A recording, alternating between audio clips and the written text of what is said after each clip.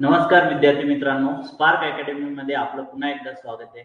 मित्रांनो, आपल्याला माहिती आहे की कोणताही इन्स्टिट्यूशन जर का आपल्याला व्यवस्थितरित्या जर का चालवायचं असेल किंवा कुठलीही गोष्ट आपल्या आयुष्यामध्ये आपल्याला घडवायची असेल तर आपल्याला अगोदर काय लागतं की प्लॅनिंग लागते. की आपल्याला समजा इथून जे येतं ते 2 दिवसासाठी ट्रिपला जायचंय गोव्याला, तर मग गोव्याला जायच्या अगोदर आपण काय करतो की ट्रॅव्हल्सचे तिकीट किंवा मग बाकीचे तिथं कुठे राहायचं, काय काय पाहायचं, याची सगळी जी येते ती आपण अगोदर प्लॅनिंग केलेली असते आणि त्यानंतर मग आपण जे येतं ते तिथल्या प्रवासाला सुरुवात करतो.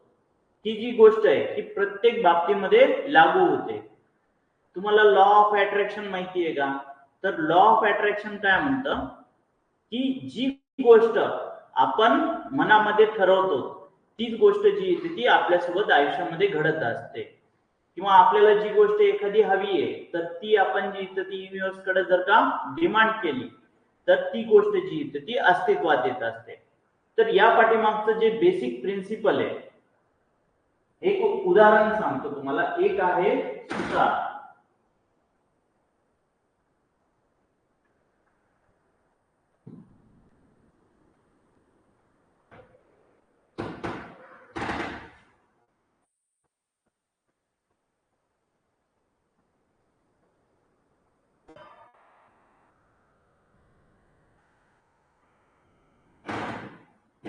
एक सुतार आहे, त्याला एक टेबल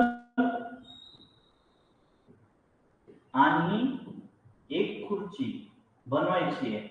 आता तो रेग्युलर सुतार असल्यामुळे जे ते तो रेग्युलर टेबल आणि खुर्ची जी आहे ते आरामात बनवू शकेल.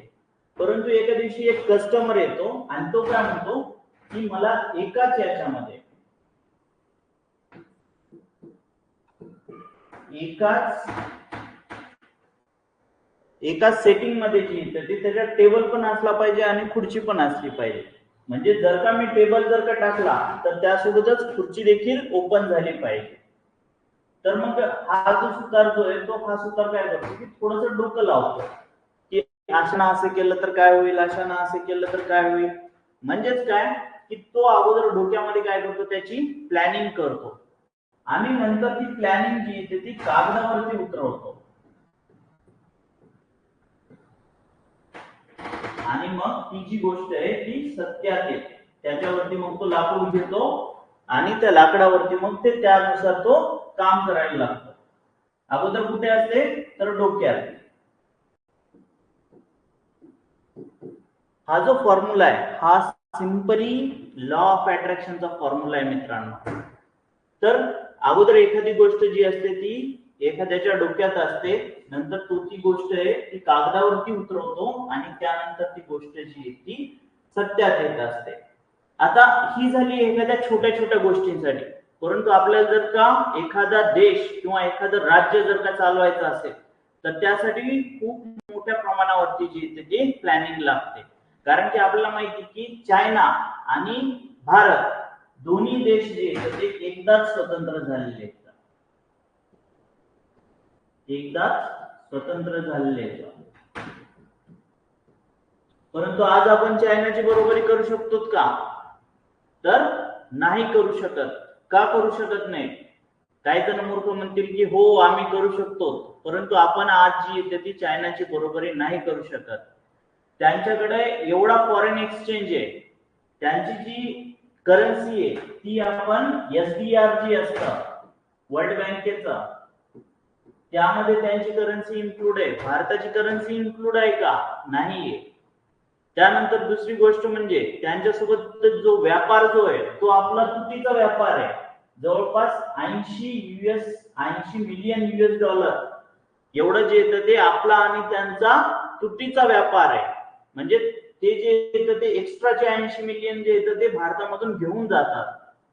त्याबरोबरच त्यांचा थ्रू आउट द वर्ल्ड एवढा व्यापार आहे की आपण त्यांच्या एक पंचमांश देखील आपण त्यांचा व्यापार जो आहे तो भारताचा नाहीये.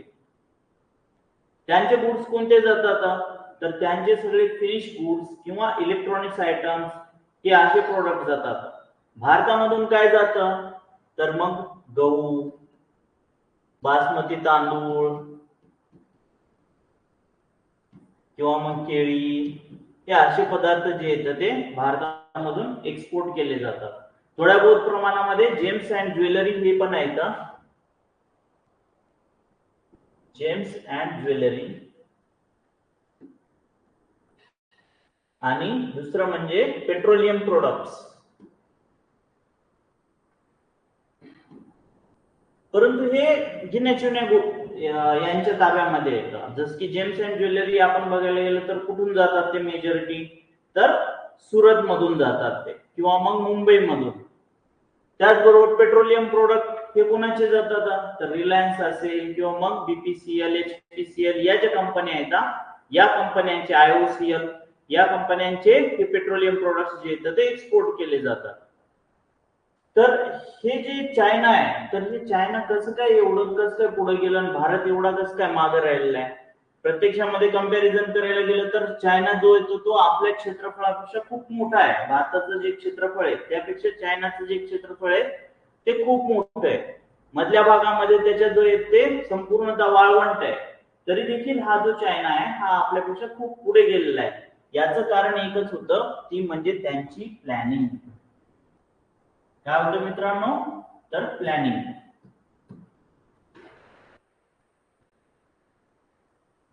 त्यांच्या प्लॅनिंग मध्ये त्यांनी काय केलं की पॉप्युलेशन कंट्रोल साठी त्यांनी वन चाइल्ड पॉलिसी आणली. One child policy. आणि लँड जी आहे ती गव्हर्नमेंटची राहील. आता मला सांगा की कोणताही बिझनेस करण्यासाठी, आज तुम्हाला कुठलाही बिझनेस करायचा असू द्या, तर सगळ्यात अगोदर तुमच्या डोक्यामध्ये काय येतं की हे कुठे करायचा, बरोबर आहे की नाही. कुठलाही घ्या तुम्ही, इव्हन शेती जरी करायची असेल तरी देखील तुमच्या डोक्यात येते की शेती करायची तर कुठे करायची, किंवा आपली शेती तेवढी कामाची नाही मग घ्यायची तर कुठे घ्यायची. हे जे गोष्टी येतात म्हणजे सगळ्यात अगोदर कशाचं येतं, तर कोणताही बिझनेस करण्यासाठी जे येतं ते लँडची आवश्यकता असते. आणि तीच इथे जी येते ती गव्हर्नमेंटची आहे. सगळी लँड गव्हर्नमेंटची आहे. तिथं प्रायव्हेट लँड हा कॉन्सेप्टच अस्तित्वात नसतो. त्याच्यामुळे तिथे जे येतं ते आपल्या इकडच्या एमआयडीसी मधल्या सारखं कुणीतरी ज्याच्याकडे पैसे येतात तो येतो एमआयडीसी मध्ये प्लॉट्स घेतो आणि तो जो येतो तो तुकडे पाडून दुसऱ्या लोकांना किरायाने देतो. अशा पद्धतीची सिस्टीम तिथे नाहीये.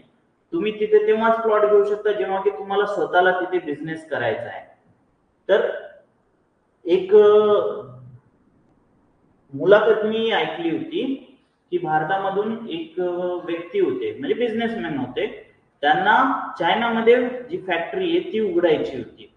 का तर तिथे चीप लेबर आहे आणि जे वर्ल्ड मार्केट आहे त्याला इझिली एक्सेसिबिलिटी आहे. म्हणजे त्यांना तिथून जर का कोणत्याही देशामध्ये जर का पाठवायचा असेल माल तर ते आरामात पाठवू शकत होते.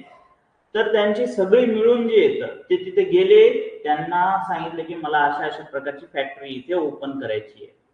त्या माणसांनी त्या तिथूनच फोन लावला कुठे, त्या जिल्ह्याचा जो काही तिथला समन्वयक होता एमआयडीसीचा, आपल्या भाषेमध्ये एमआयडीसी, तर एमआयडीसीचा जो काही समन्वयक होता त्याला कॉल करून सांगितलं की बाबा अशा ना अशा हा व्यक्ती आहे, तुमच्या तिथे जागा अवेलेबल आहे का, आणि या माणसाला अशी अशी फॅक्टरी उभी करायची, एवढी एवढी जागा पाहिजे. तो माणूस काय करतो की ठीक आहे म्हणतो, त्यांना पाठवून द्या म्हणतो.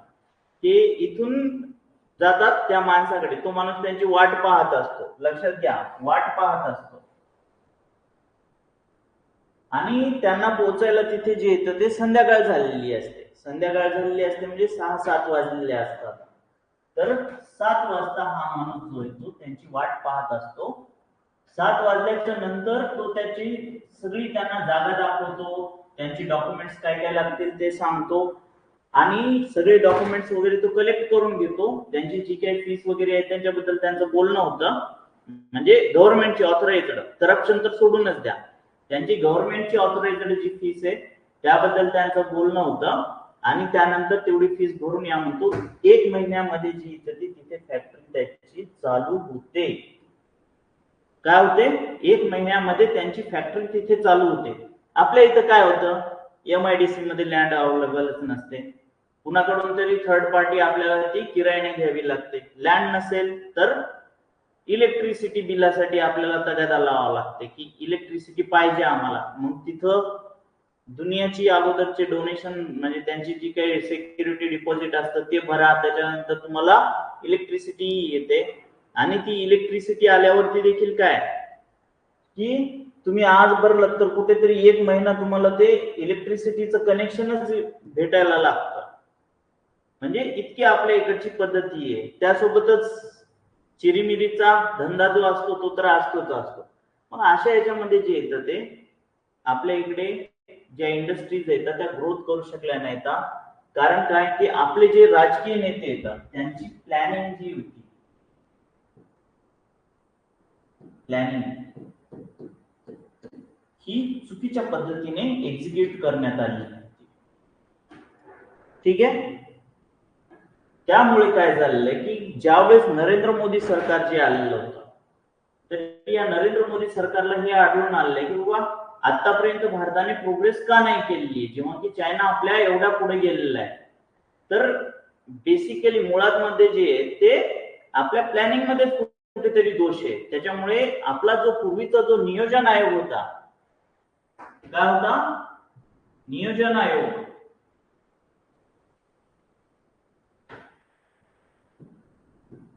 नियोजन आयोग आपलं पंचवार्षिक योजना माहिती आहे का?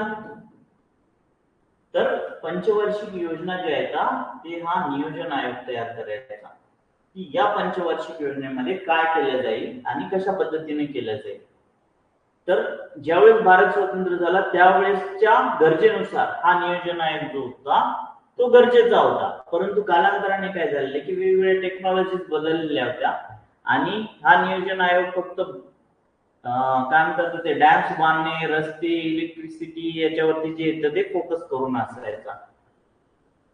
त्यामुळे जे येतं ते कालांतराने जे येतं ते नियोजन आयोगाची जी काही पॉवर्स होत्या त्या कमी पडू लागलेल्या होत्या की प्लॅनिंग जसं जसं गरजा वाढत गेल्या, टेक्नॉलॉजी वाढत गेली, कॉम्प्युटरायझेशन होत गेलं, एज्युकेशन आणि रिसर्च या फील्डमध्ये जे येतं ते खूप सारे बदल जे येतं ते गरजेचे होते.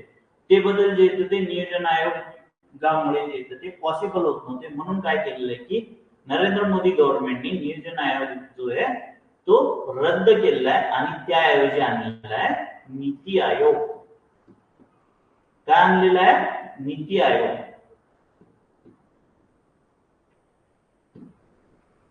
लक्षात आलेलं आहे? एवढं सगळं जे डिस्कशन आपण केलं ते यासाठी की आपल्याला कळायला पाहिजे की नियोजन आयोग का स्क्रॅप केला. काँग्रेसची गव्हर्नमेंट जी होती ती म्हणेल की नियोजन आयोग हा अत्यंत चांगला होता तरी देखील स्क्रॅप का केला. तर बाकीच्या ज्या कंट्रीज होत्या त्या हळूहळू आपल्या पुढे चाललेल्या होत्या. मग लक्षात आलं की आपल्या प्लॅनिंग मध्येच कुठेतरी गडबड आहे. मग या प्लॅनिंग मधली जी गडबड आहे ती दूर करण्यासाठी जे ते आपण नियोजन आयोग जो आपला प्लॅनिंग करणारी मेन एजन्सी होती तिला आपण बंद केलं आणि त्याच्याऐवजी जे येतं ते नीती आयोग आणलेला आहे. तर दोन्ही मधला काय काय फरक आहे ते तर आपण अभ्यासणार आहोत. तर सगळ्यात पहिला जो टॉपिक आहे तो म्हणजे नीती आयोग. आता या नीती आयोगाची जी स्थापना आहे ती नरेंद्र मोदी गव्हर्नमेंट आल्याच्या नंतर 1 जानेवारी 2015 ला याची स्थापना झालेली आहे.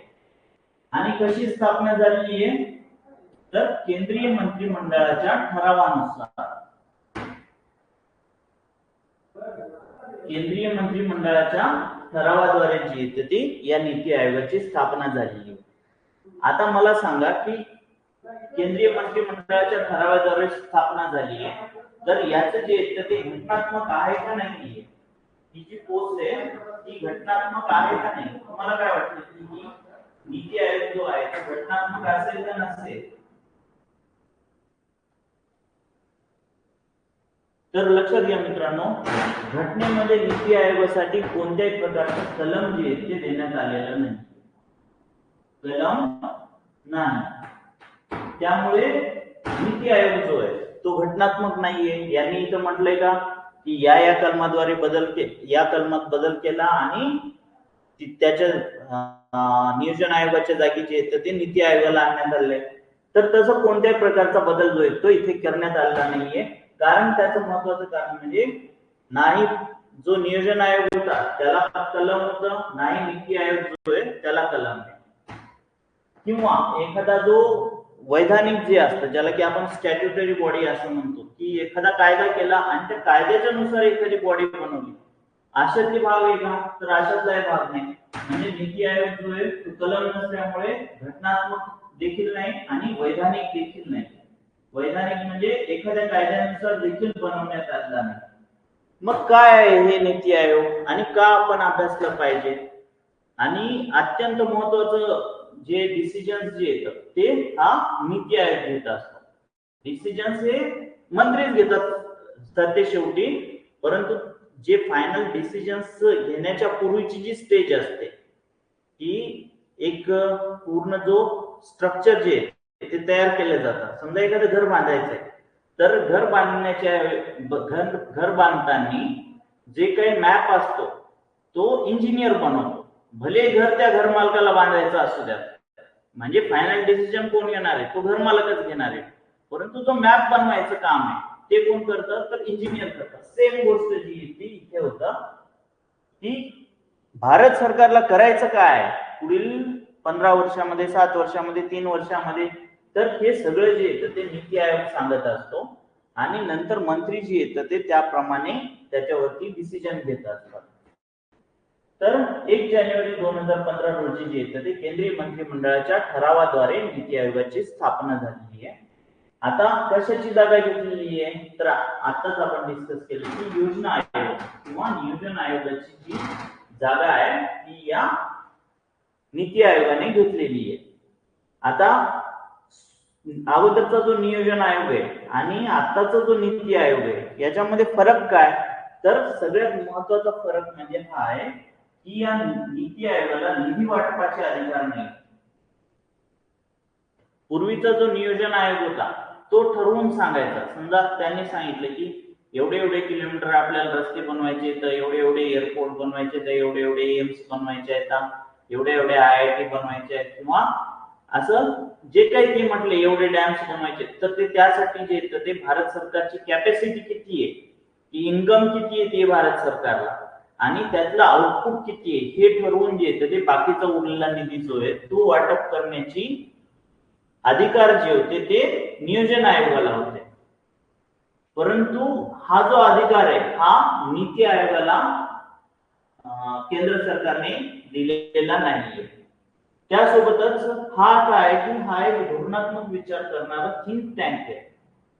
थिंक टँक म्हणजे काय की डिसिजन मेकिंग बॉडी काही नाहीये, तर फक्त एक विचार सुचवायचे येतात. जसे की तुम्हाला समजा सुरुवातीचं जे एक्झाम्पल घेतलं होतं की तुम्हाला इथून जायचंय गोव्याला, तर गोव्याला जायच्या अगोदर तुम्ही काय विचारता की जे कोणी अगोदर गोव्याला गेलेले असतील त्यांना विचारता की कुठं राहायचं बाबा इथे, किंवा इथून फिरायचं कसं, किरायानं गाडी भेटते का, मग किरायानं गाडी भेटते तर मग तिचं रेंट कसं आहे, तिथं फसवेगिरी केली जाते का, तर या सगळ्या बाबी ज्या आहेत त्या तुम्ही विचारता. म्हणजे प्रत्येकाचा व्ह्यू जो आहे तो वेगवेगळा असतो. कुणी काय म्हणतं की कलंगूट बीच चांगलं आहे, कुणी काय म्हणतं की कानकोन बीच चांगलं आहे. डिपेंड्स की आपल्याला काय आवडतं त्याच्यावरती. किंवा कोणी म्हणते की अगोडा बीच चांगला आहे. तर आपल्याला जसं पाहिजे त्याप्रमाणे जे येतं ते आपण डिसिजन घेत असतो. म्हणजेच काय की जसे हे लोक वेगवेगळे विचार आपल्या पुढे मांडतात, कारण का की त्यांना तिथला एक्सपिरियन्स असतो. म्हणून मग सेम एक्सपिरियन्स जे येतं ते ज्या लोकांना असतो त्यांच्याकडून नीती आयोग काय करतो की विचार गोळा करतो आणि एक फायनली सल्ला जो आहे तो गव्हर्नमेंटला देत असतो. आता नीती आयोगाचं मुख्य उद्दिष्ट काय? तर नीती आयोगाचं मुख्य उद्दिष्ट काय की बॉटम अप अप्रोच. आता दोन प्रकारचे अप्रोच असतात कोणताही प्रॉब्लेम सोडवण्यासाठी. एक म्हणजे टॉप डाऊन अप्रोच आणि दुसरा म्हणजे bottom up approach. Top down म्हणजे काय की वरची जे केंद्र सरकार आहे हे ठरवतं आणि ते बाकी सगळे जे राज्य येतात हे केंद्र आणि हे राज्य, हे बाकीचे जे काही राज्य येतं या सगळ्या राज्यांना जे येतं ते मान्य करावं लागतं. दुसरा हा कोणता झालेला आहे तर टॉप डाऊन. टॉप डाऊन दुसरा येतो तो म्हणजे बॉटम अप.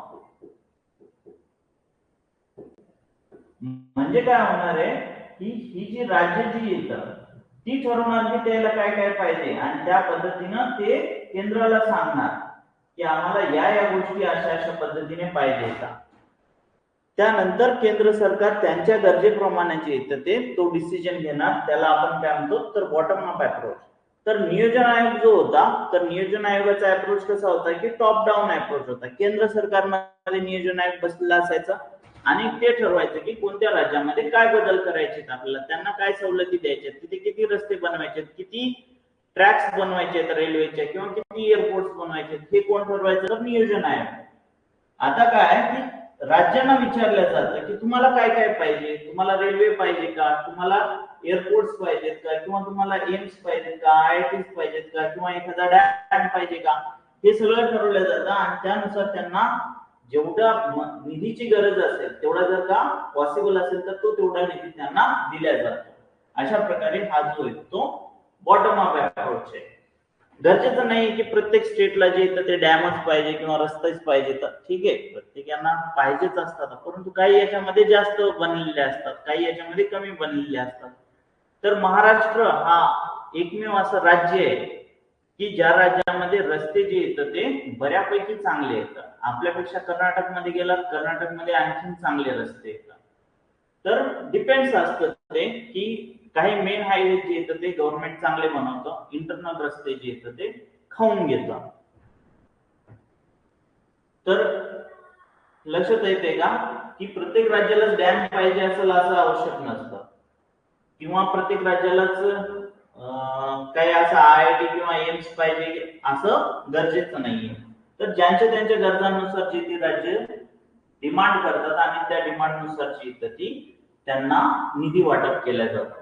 तर अशा प्रकारे हा बॉटम अप, ज्यांची गरज काय ती गरज पाहून केंद्र त्यांना निधी देतं. एका घराचं उदाहरण जर काय घ्यायचं झालं, आपण समजा 3 ते 4 मुलं असतील एखाद्या घरामध्ये, उदाहरण घेतलेत आपण, 3 ते 4 मुलं येतात, तर एक जो येतो तो पहिलीमध्ये आहे, एक जो येतो तिसरीमध्ये, एक जो येतो तो 5वी मध्ये आणि एक जो येतो 8वी मध्ये. आता पहिलीतल्या मुलाची गरज काय असणार आहे, फार फार तर स्कूल युनिफॉर्म, शूज वगैरे, ठीक आहे, एखादा कलरचा बॉक्स, एखादी ड्रॉइंगची बुक वगैरे. तिसरीतल्या मुलाची काय असणार आहे, थोडेसे ऍडव्हान्स असतील, त्याला खेळायला काहीतरी पाहिजे असेल, गेम्स वगैरे असं काहीतरी त्याला पाहिजे असतं. 5वीतल्या मुलाला काय पाहिजे, 5वीतल्या मुलाला व्यवस्थित अशी मोठी स्कूल बॅग पाहिजे, त्याबरोबरच कंपास पेटी पाहिजे, त्याबरोबरच काय की सायकल घेतली तर सायकल. परंतु हा जो 8वीतला आहे याला मात्र कंपल्सरी सायकल पाहिजे, स्पोर्ट्सचे शूज वेगळे पाहिजे, घरातले शूज वेगळे पाहिजे, टी शर्ट पाहिजे, त्याच्या डिमांड ज्या आहेत त्या जास्त असतात. मग पॅरेंट्स काय करतात की ज्यांची जशी गरज आहे, ज्या मुलाची जशी गरज आहे त्या मुलाप्रमाणे त्याला थोड्या थोड्या प्रमाणात का होईना त्याला डिस्ट्रीब्यूट करून देतात. सेम जे ते अगोदर विचारलं जातं की तुम्हाला काय पाहिजे, तसंच इथे राज्यांना विचारलं जातं की तुम्हाला काय पाहिजे, आणि नंतर केंद्र जे येतं ते नीती आयोग जो येतो त्याच्यावरती डिस्कशन करतो आणि त्याप्रमाणे जे येतं ते त्यांना निधी जे ते दिल्या जातो.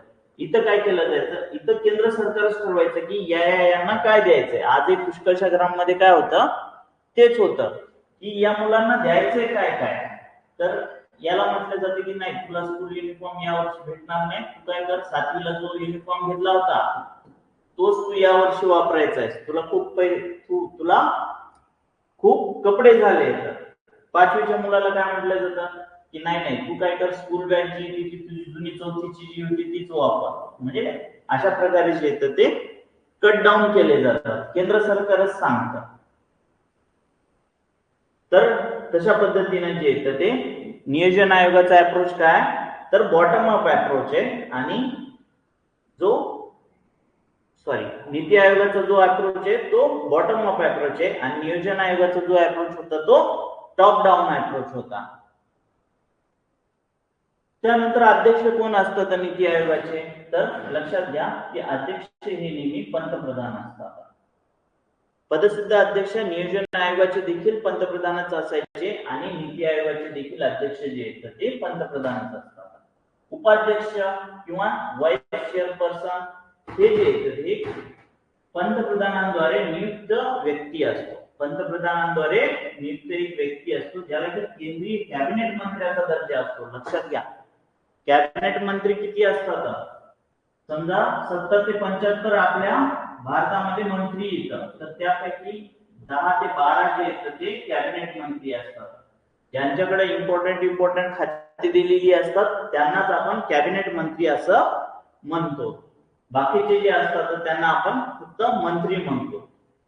तर हे जे 10 ते 12 जे कॅबिनेट मंत्री असतात त्यांच्या इक्वल दर्जा जो आहे तो या उपाध्यक्ष जे असतात नीती आयोगाचे त्यांना असतो. त्यानंतर पुढचे असतात ते म्हणजे मुख्य कार्यकारी अधिकारी, चीफ एक्झिक्युटिव्ह ऑफिसर. यांची नियुक्ती देखील पंतप्रधानांद्वारेच होते आणि त्यांचा जो दर्जा असतो तो भारत सरकारच्या सचिवाच्या समकक्ष असतो. सचिव जे असतात ते प्रत्येक मंत्रालयाचे एक सेपरेट सचिव असतात आणि त्यांच्याही वरती असतो तो म्हणजे एक चीफ सेक्रेटरी, जो की सगळ्या मंत्रालयांवरती नियंत्रण ठेवून बसलेला असतो. आणि काय होतं माहितीये का की चीफ सेक्रेटरी हा सगळ्यात वरती असतो, सगळ्या सचिवांच्या वरती, आणि त्याच्या खाली जे असतात ते सचिव असतात. त्यानंतर येते ती म्हणजे शासित परिषद किंवा ज्याला आपण म्हणतो की गव्हर्निंग काउन्सिल. गव्हर्निंग काउन्सिल म्हणजे काय येणार की मेंबर कोण कोण येते याचे. ठीक आहे, थोडक्यात सांगायचं म्हणजे मेंबर कोण कोण येतात. तर सगळ्या राज्यांचे मुख्यमंत्री, त्यासोबतच जे काही केंद्रशासित प्रदेश येतात जिथे की विधानसभा येतात त्या विधानसभांचे मुख्यमंत्री. कुठे कुठे विधानसभा येतात केंद्रशासित प्रदेशांमध्ये? तर आपल्याला माहिती की दिल्लीला आहे, त्यानंतर जम्मू अँड काश्मीरला आहे आणि पुदुचेरीला आहे. तर या केंद्रशासित प्रदेशांचे मुख्यमंत्री असते. आता जे बाकीचे जे केंद्रशासित प्रदेश येतात जिथे की मुख्यमंत्री नाहीये किंवा विधानसभा नाहीये त्यांचे नायब राज्यपाल जे येतात ते किंवा उपराज्यपाल जे येतात ते याचे सदस्य असतील. तर लक्षात घ्या की सर्व राज्यांचे मुख्यमंत्री, जेवढे काही 28 राज्य येतात त्या सर्व राज्यांचे मुख्यमंत्री, ज्या केंद्रशासित प्रदेशांमध्ये विधानसभा आहे त्या राज्यांचे मुख्यमंत्री, त्यासोबतच ज्या केंद्रशासित प्रदेशांमध्ये विधानसभा नाहीये अशा राज्यांचे उपराज्यपाल किंवा नायब राज्यपाल ज्याला आपण म्हणतो ते. त्यानंतर आयोगाचे सदस्य, तर 3 प्रकारचे सदस्य हे आयोगामध्ये असतात. एक म्हणजे पूर्ण वेळ सदस्य, पूर्ण वेळ ते आयोगाचंच काम पाहणार येतात. नंतर दुसरे जे येतात ते पदसिद्ध सदस्य म्हणजे ex officio members. Ex officio म्हणजे ते ऑटोमॅटिकली त्यांच्याकडं त्या पोझिशन वरती गेले. ते समजा त्याच्यात असं म्हटलेलं असेल की संरक्षण मंत्री जे येतात ते नियोजन आयोगाचे सदस्य असतील असं जर का म्हटलेलं असेल तर ऑटोमॅटिकली जो कोणी व्यक्ती संरक्षण मंत्री झालेला असेल तो ऑटोमॅटिकली नियोजन आयोगाचा सदस्य बनतो. त्यानंतर जे येतं ते विशेष निमंत्रित, स्पेशल इन्व्हायटेड. आता हे जे स्पेशल इन्व्हायटेड येतं हे इम्पॉर्टंट येतं. काय इम्पॉर्टंट येतं? कारण की हे तज्ञ आणि जाणकार व्यक्ती असतात. आपल्याला युएसची जी सिस्टीम आहे त्याच्यामध्ये तुम्हाला माहिती आहे का की तिथे एखादी निवडून न आलेल्या व्यक्तीला देखील तिथले जे अध्यक्ष येतात ते तिथे त्यांचा मंत्री म्हणून घोषित करू शकतात. म्हणजे तिथला संरक्षण मंत्री हा संरक्षण बाबीमध्ये जो येतो तो तरबेज असलेला पाहिजे. आपल्या इकडच्या सारखं नसतं की ज्याने की कधी मिलिटरीच्या युनिफॉर्म मध्ये गेलाच नाही किंवा ज्याने कधी एकही युद्ध लढलं नाही त्याला जे येतं ते उचलून आपण काय करतो की संरक्षण मंत्री करतो. ज्याच्याकडे साधी डिग्री पण नाही त्याला उचलून आपण काय करतो तर त्याला शिक्षण मंत्री करतो. ज्याला कॉमर्स किंवा सीए वगैरे याच्याबद्दल काही देणं घेणं नसतं अशा व्यक्तीला उचलतो आपण आणि त्याला अर्थमंत्री करतो. तर अशा प्रकारचं तिथं नाहीये. तर तिथं काय बघितलं जातं की प्रेसिडेंटच्या हातामध्ये असतात आणि त्याला सुचवणारी एक सिस्टीम तिथे की कोणकोणत्या व्यक्तींना आपण कोणकोणत्या पोस्ट द्यायला पाहिजे. तर त्या विषयांमधले जे तज्ञ व्यक्ती येतात त्यांना तिथले मंत्री म्हणून जे येतं ते घोषित केलं जातं. तर असे हे आपल्या इकडं ती सिस्टीम जरी नसली तरी पण त्यांनी हे जाणले की बाबा हे जे काही संबंधित क्षेत्रातील तज्ञ व्यक्ती आहेत त्यांना जे येतं ते कुठं ना कुठेतरी आपल्याला अप्रोच करावं लागेल. जसे की आपण पाहिले की नंदन निलेकणी जे होते ते कशाचे? मेट्रोचे चीफ ऍडवायझर होते. तर अशा प्रकारचे जे काही तज्ञ व्यक्ती असतील त्यांनी, किंवा ई श्रीधरन जे होते ते मेट्रोचे व्यवस्थापक होते. तर अशा प्रकारचे जे व्यक्ती असतात तर त्यांना जे येतं ते त्यांचा एक सेक्रेट असा एक अनुभव असतो आणि त्या अनुभवानुसार ते काम करू इच्छितात. तर पूर्णवेळ सदस्यामध्ये कमाल 4, जास्तीत जास्त 4 सदस्य असू शकतात. कमाल किमान हे तर माहितीच असेल तुम्हाला.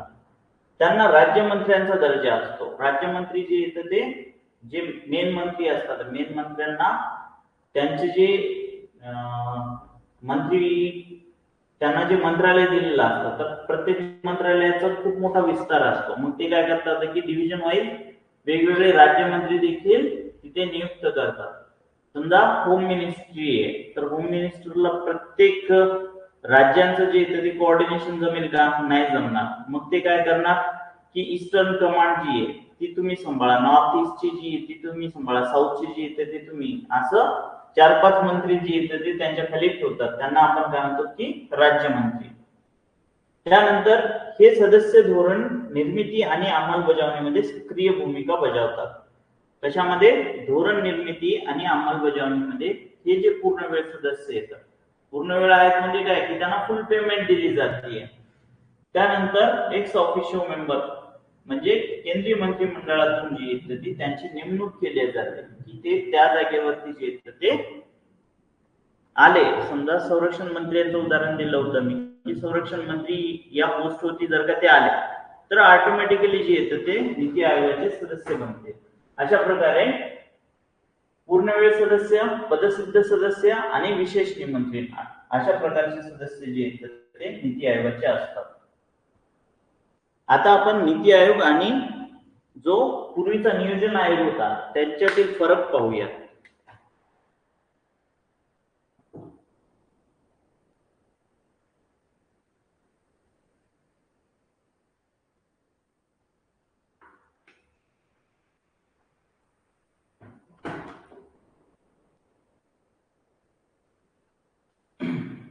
तर योजना आयोग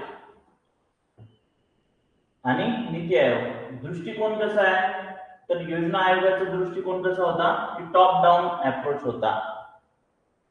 म्हणजे केंद्रामध्ये एखादी योजना ठरवली जायची आणि राज्यांकडे ती पाठवली जायची की तुम्ही याची पालन करा. इथे नीती आयोग कोणता अप्रोच वापरतो? तर बॉटम अप अप्रोच. राज्यांना विचारलं जातं की तुम्हाला काय हवंय आणि त्यानुसार केंद्रामध्ये पॉलिसी ठरवली जाते. निधी वाटपाचा अधिकार, तर योजना आयोग जो होता याला निधी वाटपाचा अधिकार होता. सगळ्यात मोठा फरक हा याचा आहे. हे दोन फरक तुम्हाला कमीत कमी लक्षात राहायला पाहिजे. इकडे जो नीती आयोग आहे याला निधी वाटपाचा अधिकार जो आहे तो नाहीये. म्हणजे ते जे येतं ते निधी वाटप करू शकत नाही, तर ते फक्त एक थिंक टँक म्हणजे विचार गट म्हणून ते काम करतात. संरचना कशी आहे? तर याची संरचना जी येते ती मंत्रिमंडळाच्या ठरावाद्वारे निर्मित आहे. इथे पण काय? तर इथे पण मंत्रिमंडळाच्या ठरावाद्वारेच निर्मित आहे. परंतु इकडे जे येतं ते राज्यांचा सहभाग जो आहे तो आहे. इकडे तसा राज्यांचा सहभाग जो होता तो नव्हता किंवा मर्यादित म्हणता येईल आपल्याला. मुख्य कार्य काय होतं याचं?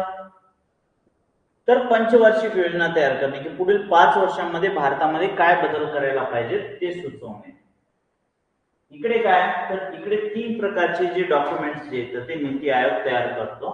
लक्षात घ्या, नीती आयोगाने त्यांचे जे डॉक्युमेंट जे येतात ते तयार केलेले आहे ते तुम्ही अभ्यासलं पाहिजे. तर 15 वर्षांचा जो विजन डॉक्युमेंट असतो त्याच्यामध्ये त्यांनी ब्रॉड विजन सांगितलं असतं की काय काय करायला पाहिजे की भारताला पुढील 15 वर्षांमध्ये आपण कुठे पाहणार आहोत. असं विचारलं जातं ना की प्रत्येक इंटरव्ह्यू मध्ये एक प्रश्न असतो की तुम्ही पुढील 5 वर्षानंतर स्वतःला कुठे पाहता किंवा पुढील 10 वर्षानंतर कुठे पाहता. म्हणजेच काय की तुमचं विजन चेक केलं जाते की तुमचं पुढील भविष्याचं तुमचं नियोजन कशा पद्धतीने आहे. त्यानंतर 7 वर्षांचा रणनीती दस्तऐवज जे येतं ते तयार केलेलं आहे. त्यानंतर जे येतं ते 3 वर्षांचा कृती आराखडा, 3 वर्षांचा कृती आराखडा हे सगळं जे येतं ते एक 80-90 पानाचं एक डॉक्युमेंट आहे नीती आयोगाचं. त्यांच्या वेबसाईट वरती गेलात ना तर तुम्हाला ते तिथे डाउनलोड करायला भेटेल. तर ते तुम्ही बघून घ्या की काय काय 15 वर्षाच्या याच्यात काय आहे, किंवा एखादा व्यवस्थितरित्या बुक असेल एखादं मार्केटमध्ये अवेलेबल, तर ते तुम्ही पाहून घेऊ शकता. कारण की ते सगळं जे येतं ते आपण इथे डिस्कस नाही करू शकत. पूर्ण हे डिस्कस करायला गेलं तर त्याच्यामध्येच आपला एक दिवस निघून जाईल. तर स्थापनेमागील भूमिका काय कारण होतं की जे काही नियोजन आयोग जे होतं त्याला स्क्रॅप करून जे येतं ते नीती आयोग आलेलं. तर नियोजन आयोग जे होतं त्याची भूमिका जी येते ती जुनी झालेली होती. 1950च्या काळामध्ये जे येतं ते नियोजन आयोग सुरुवात केलेला होता. तर गेल्या 65 वर्षांपासून जे येतं ते देशामध्ये हा कार्यरत होता. तर त्यावेळेची जी अर्थव्यवस्था होती आणि आताची जी अर्थव्यवस्था आहे यामध्ये पूर्णतः बदल झालेला आहे. तर ती जी अर्थव्यवस्था होती ती पूर्णपणे केंद्र सरकारच्या नियंत्रणाखाली होती, कारण की राज्य सरकारे जी होती ती त्यावेळेस एवढी पॉवरफुल नव्हती. त्यामुळे जे येते ते आता जे येते ते याच्यामध्ये बदल करण्याची गरज होती. कारण नियोजन आयोग जो आहे तो कालबाह्य ठरलेला होता.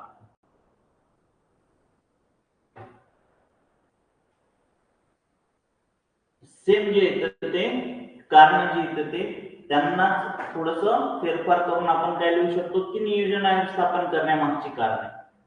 तर बदलत्या परिस्थितीची गरज काय काय बदललं होतं की राजकीय नेतृत्व बदललं होतं, आर्थिक, सामाजिक, तंत्रज्ञान, लोकसंख्या शास्त्र सगळंच बदललं होतं. 33-34 कोटी लोकसंख्या त्यावेळेस होती. आज जी भारताची लोकसंख्या आहे ती 140 कोटीच्या घरामध्ये. त्याचबरोबर राज्य जे होती तर राज्य त्यावेळेस एवढी पॉवरफुल नव्हती, कारण का की सगळी जी राज्य होती ती त्यावेळेस नवीनच तयार झालेली होती. त्याच्यामुळे राज्य एवढी पॉवरफुल नव्हती. तर आता सध्याच्याला राज्य पॉवरफुल झालेली होती. त्याच्यामुळे त्यांना त्यांचा हिस्सा म्हणजे भागीदारी कोणत्याही डेव्हलपमेंट मध्ये, मी काय सांगितले की प्रत्येक डेव्हलपमेंट मध्ये आपल्याला एकत्र येऊन जर का लढा दिला तर आणि तरच भारत ही महासत्ता होईल. तर जसे की ते कोणते तरी एक जुने भविष्यवेत्ते होते बाबा वेंगा. तर बाबा वेंगाने काय म्हटलं होतं की जे काही 2050च्या जवळपास जे येतं ते आशियामधली एक मोठी देश जो आहे तो जागतिक महासत्ता होईल. जसं की आता आपण पाहतो की अमेरिका काय आहे, तर अमेरिका ही एक जागतिक महासत्ता आहे. तसं त्यांनी सांगितलं होतं की 2050च्या जवळपास जे येते ते आशियामधली एक देश जो येतो तो जागतिक महासत्ता होईल. मग आता जागतिक महासत्ता होण्यासारखे फक्त 2च देश आहेत, एक म्हणजे चायना आणि दुसरा म्हणजे भारत. या 2च देशांमध्ये कॅपॅसिटी आहे की ते जे येतं ते जागतिक महासत्ता बनू शकतात. प्रॉब्लेम जे आहेत ते जर का सॉल्व्ह करून जर का व्यवस्थितरित्या स्टेप्स उचलल्या तर साहजिक आहे भारत जी येते ती महासत्ता व्हायला कोणीही रोखू शकणार नाही. कारण काय की भारतामध्ये जे येतं ती लोकसंख्या जी आहे ती खूप प्रमाणामध्ये आहे. गरज काय की या लोकसंख्येला व्यवस्थित एज्युकेशन देऊन त्यांना त्यांचे जे काही बेनिफिट्स येतात ते हार्वेस्ट करणं याची गरज आहे. पेटंटची सिस्टीम आपल्याला माहितच नाही. मकरंद अनासपुरेचा एक पिक्चर आहे की तू काय करतो की गाडीचं जे येतं ते पार्ट तयार करतो ज्याच्यामुळे की गाडीचे ऍव्हरेज वगैरे खूप मोठ्या प्रमाणामध्ये वाढतात.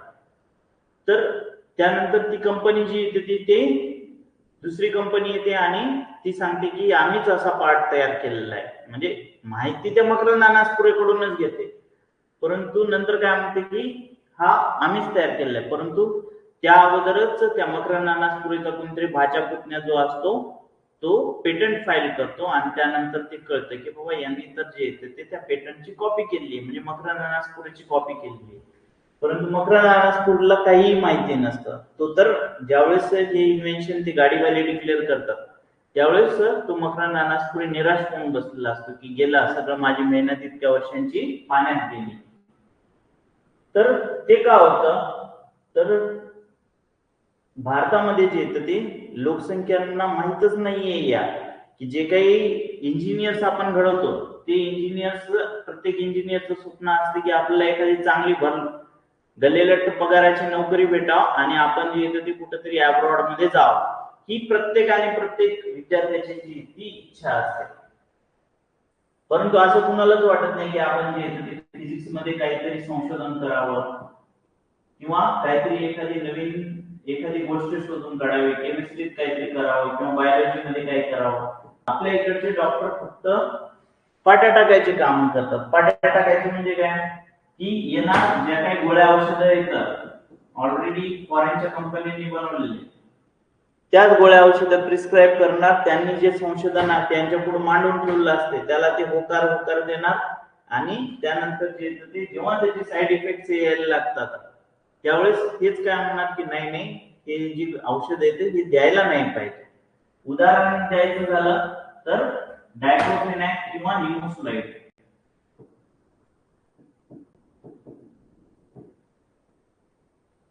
ही अशी औषधं होती की जी की लहान मुलांना देखील दिली जायची. परंतु ज्यावेळेस कळालं की नाही याचे जे येतं ते लहान मुलांवरती दुष्परिणाम येतात त्यावेळेस या औषधांवरती बंदी आणलेली आहे आणि हे जे औषध आहे हे वेटरनरी मध्ये बंद केलेलं आहे, डायक्लोफेनॅक. तर हे का बंद केलेलं आहे तर जे काही ज्यांना आपण गिधाड म्हणतो तर या गिधाडांचं पॉप्युलेशन कमी होण्याच्या पाठीमागं हे जे औषध आहे हे कारणीभूत होतं.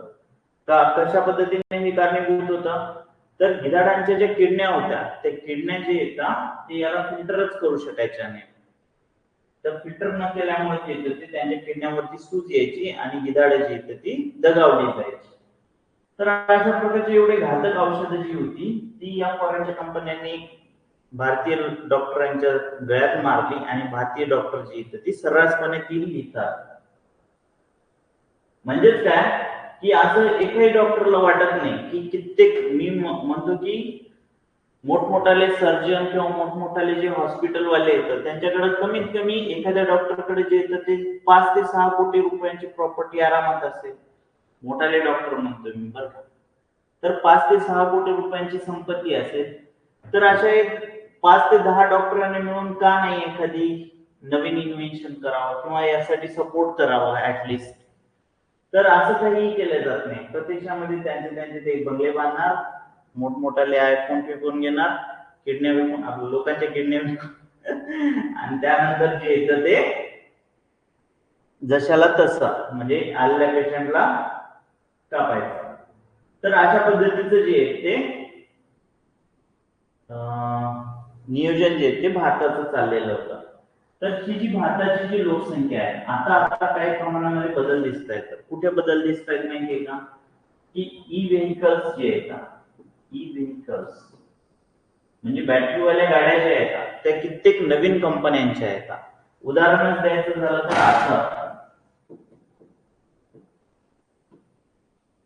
अथर ही एका इंजिनिअरिंग ग्रॅज्युएट स्टुडंट्सने तयार केलेली एक कंपनी आहे जी की सुरुवातीला जी येते ती 4.5 लाख रुपये त्यांच्या एका बाईकची मॅन्युफॅक्चरिंग कॉस्ट होती.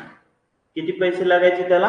4.5 लाख रुपये ती बनवायला लागायचे सुरुवातीचे त्यांचे जे प्रोटोटाईप होतं त्याला. तर एवढ्या महागाची गाडी तर काही कोणी घेणार नाही म्हणून मग त्यांनी बदल केले आणि आज जी येते ती मार्केट कॉम्पिटेटिव्ह प्राइस जी येते ती त्यांची झालेली आहे.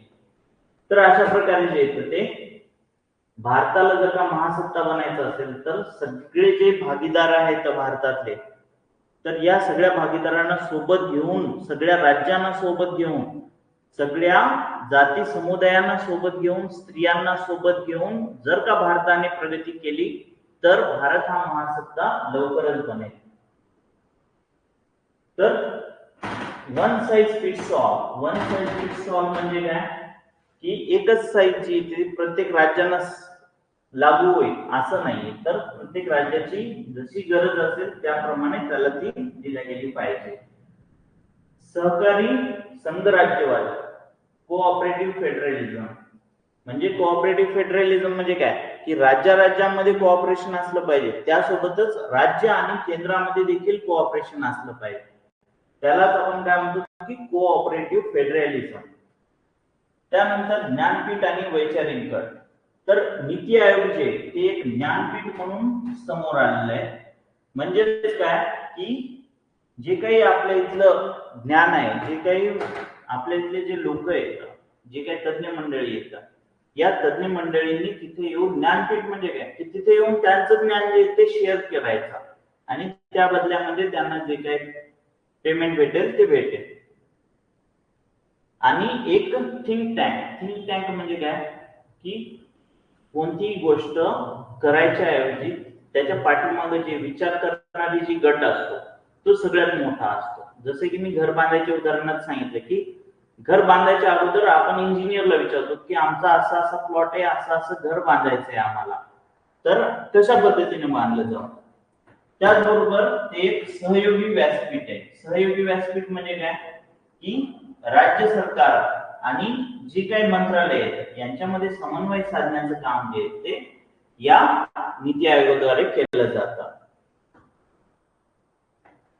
त्यानंतर नीती आयोगाचा नवीन दृष्टिकोन काय की इंडिया सेंट्रिक अप्रोच, भारतासाठी एक इंडिया सेंट्रिक अप्रोच विकसित करणे हा या नीती आयोगाचा मुख्य उद्देश आहे. तर कोणतंही कंट्री ही दुसऱ्या कंट्रीवरती जी ती काय म्हणतात ते उपकार करत नसते की अमेरिकेनं आपल्याला विमानं दिले किंवा मग फ्रान्सने आपल्याला राफेल दिले, मग आपल्याला फ्रान्स आणि भारत हा खूप चांगला मित्र आहे का, तर अशातली काही गोष्ट नसते. तर प्रत्येक देश जो येतो तो स्वतःचा फायदा पाहत असतो.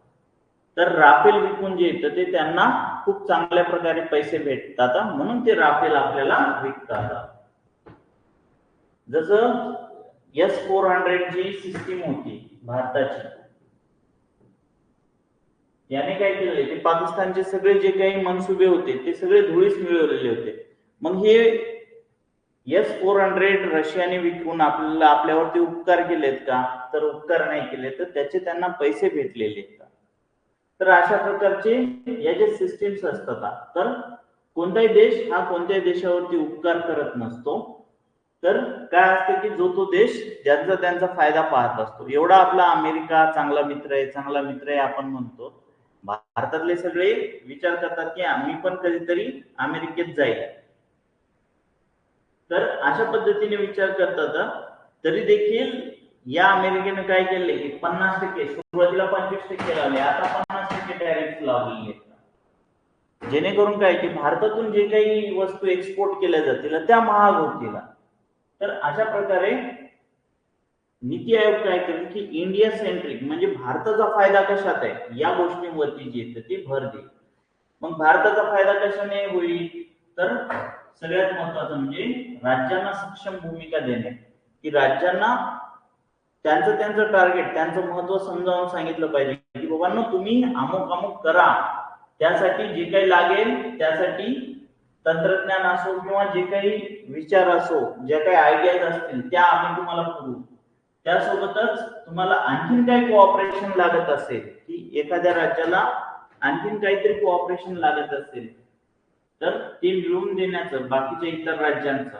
समजा एखाद्याला वाटतं की आपल्याकडे ताडोबा अंधारी व्याघ्र प्रकल्प आहे किंवा नागपूरमध्ये नवापूर नावाचा एक व्याघ्र प्रकल्प आहे, तर याला हा जो नवापूर नावाचा जो व्याघ्र प्रकल्प आहे तो 3 राज्यांमध्ये, तर मग अशा वेळेस जे येतं ते त्यांना तिथे कोऑपरेशन लागत असतं बाकीचे जे स्टेट्स आहेत त्यांचं देखील.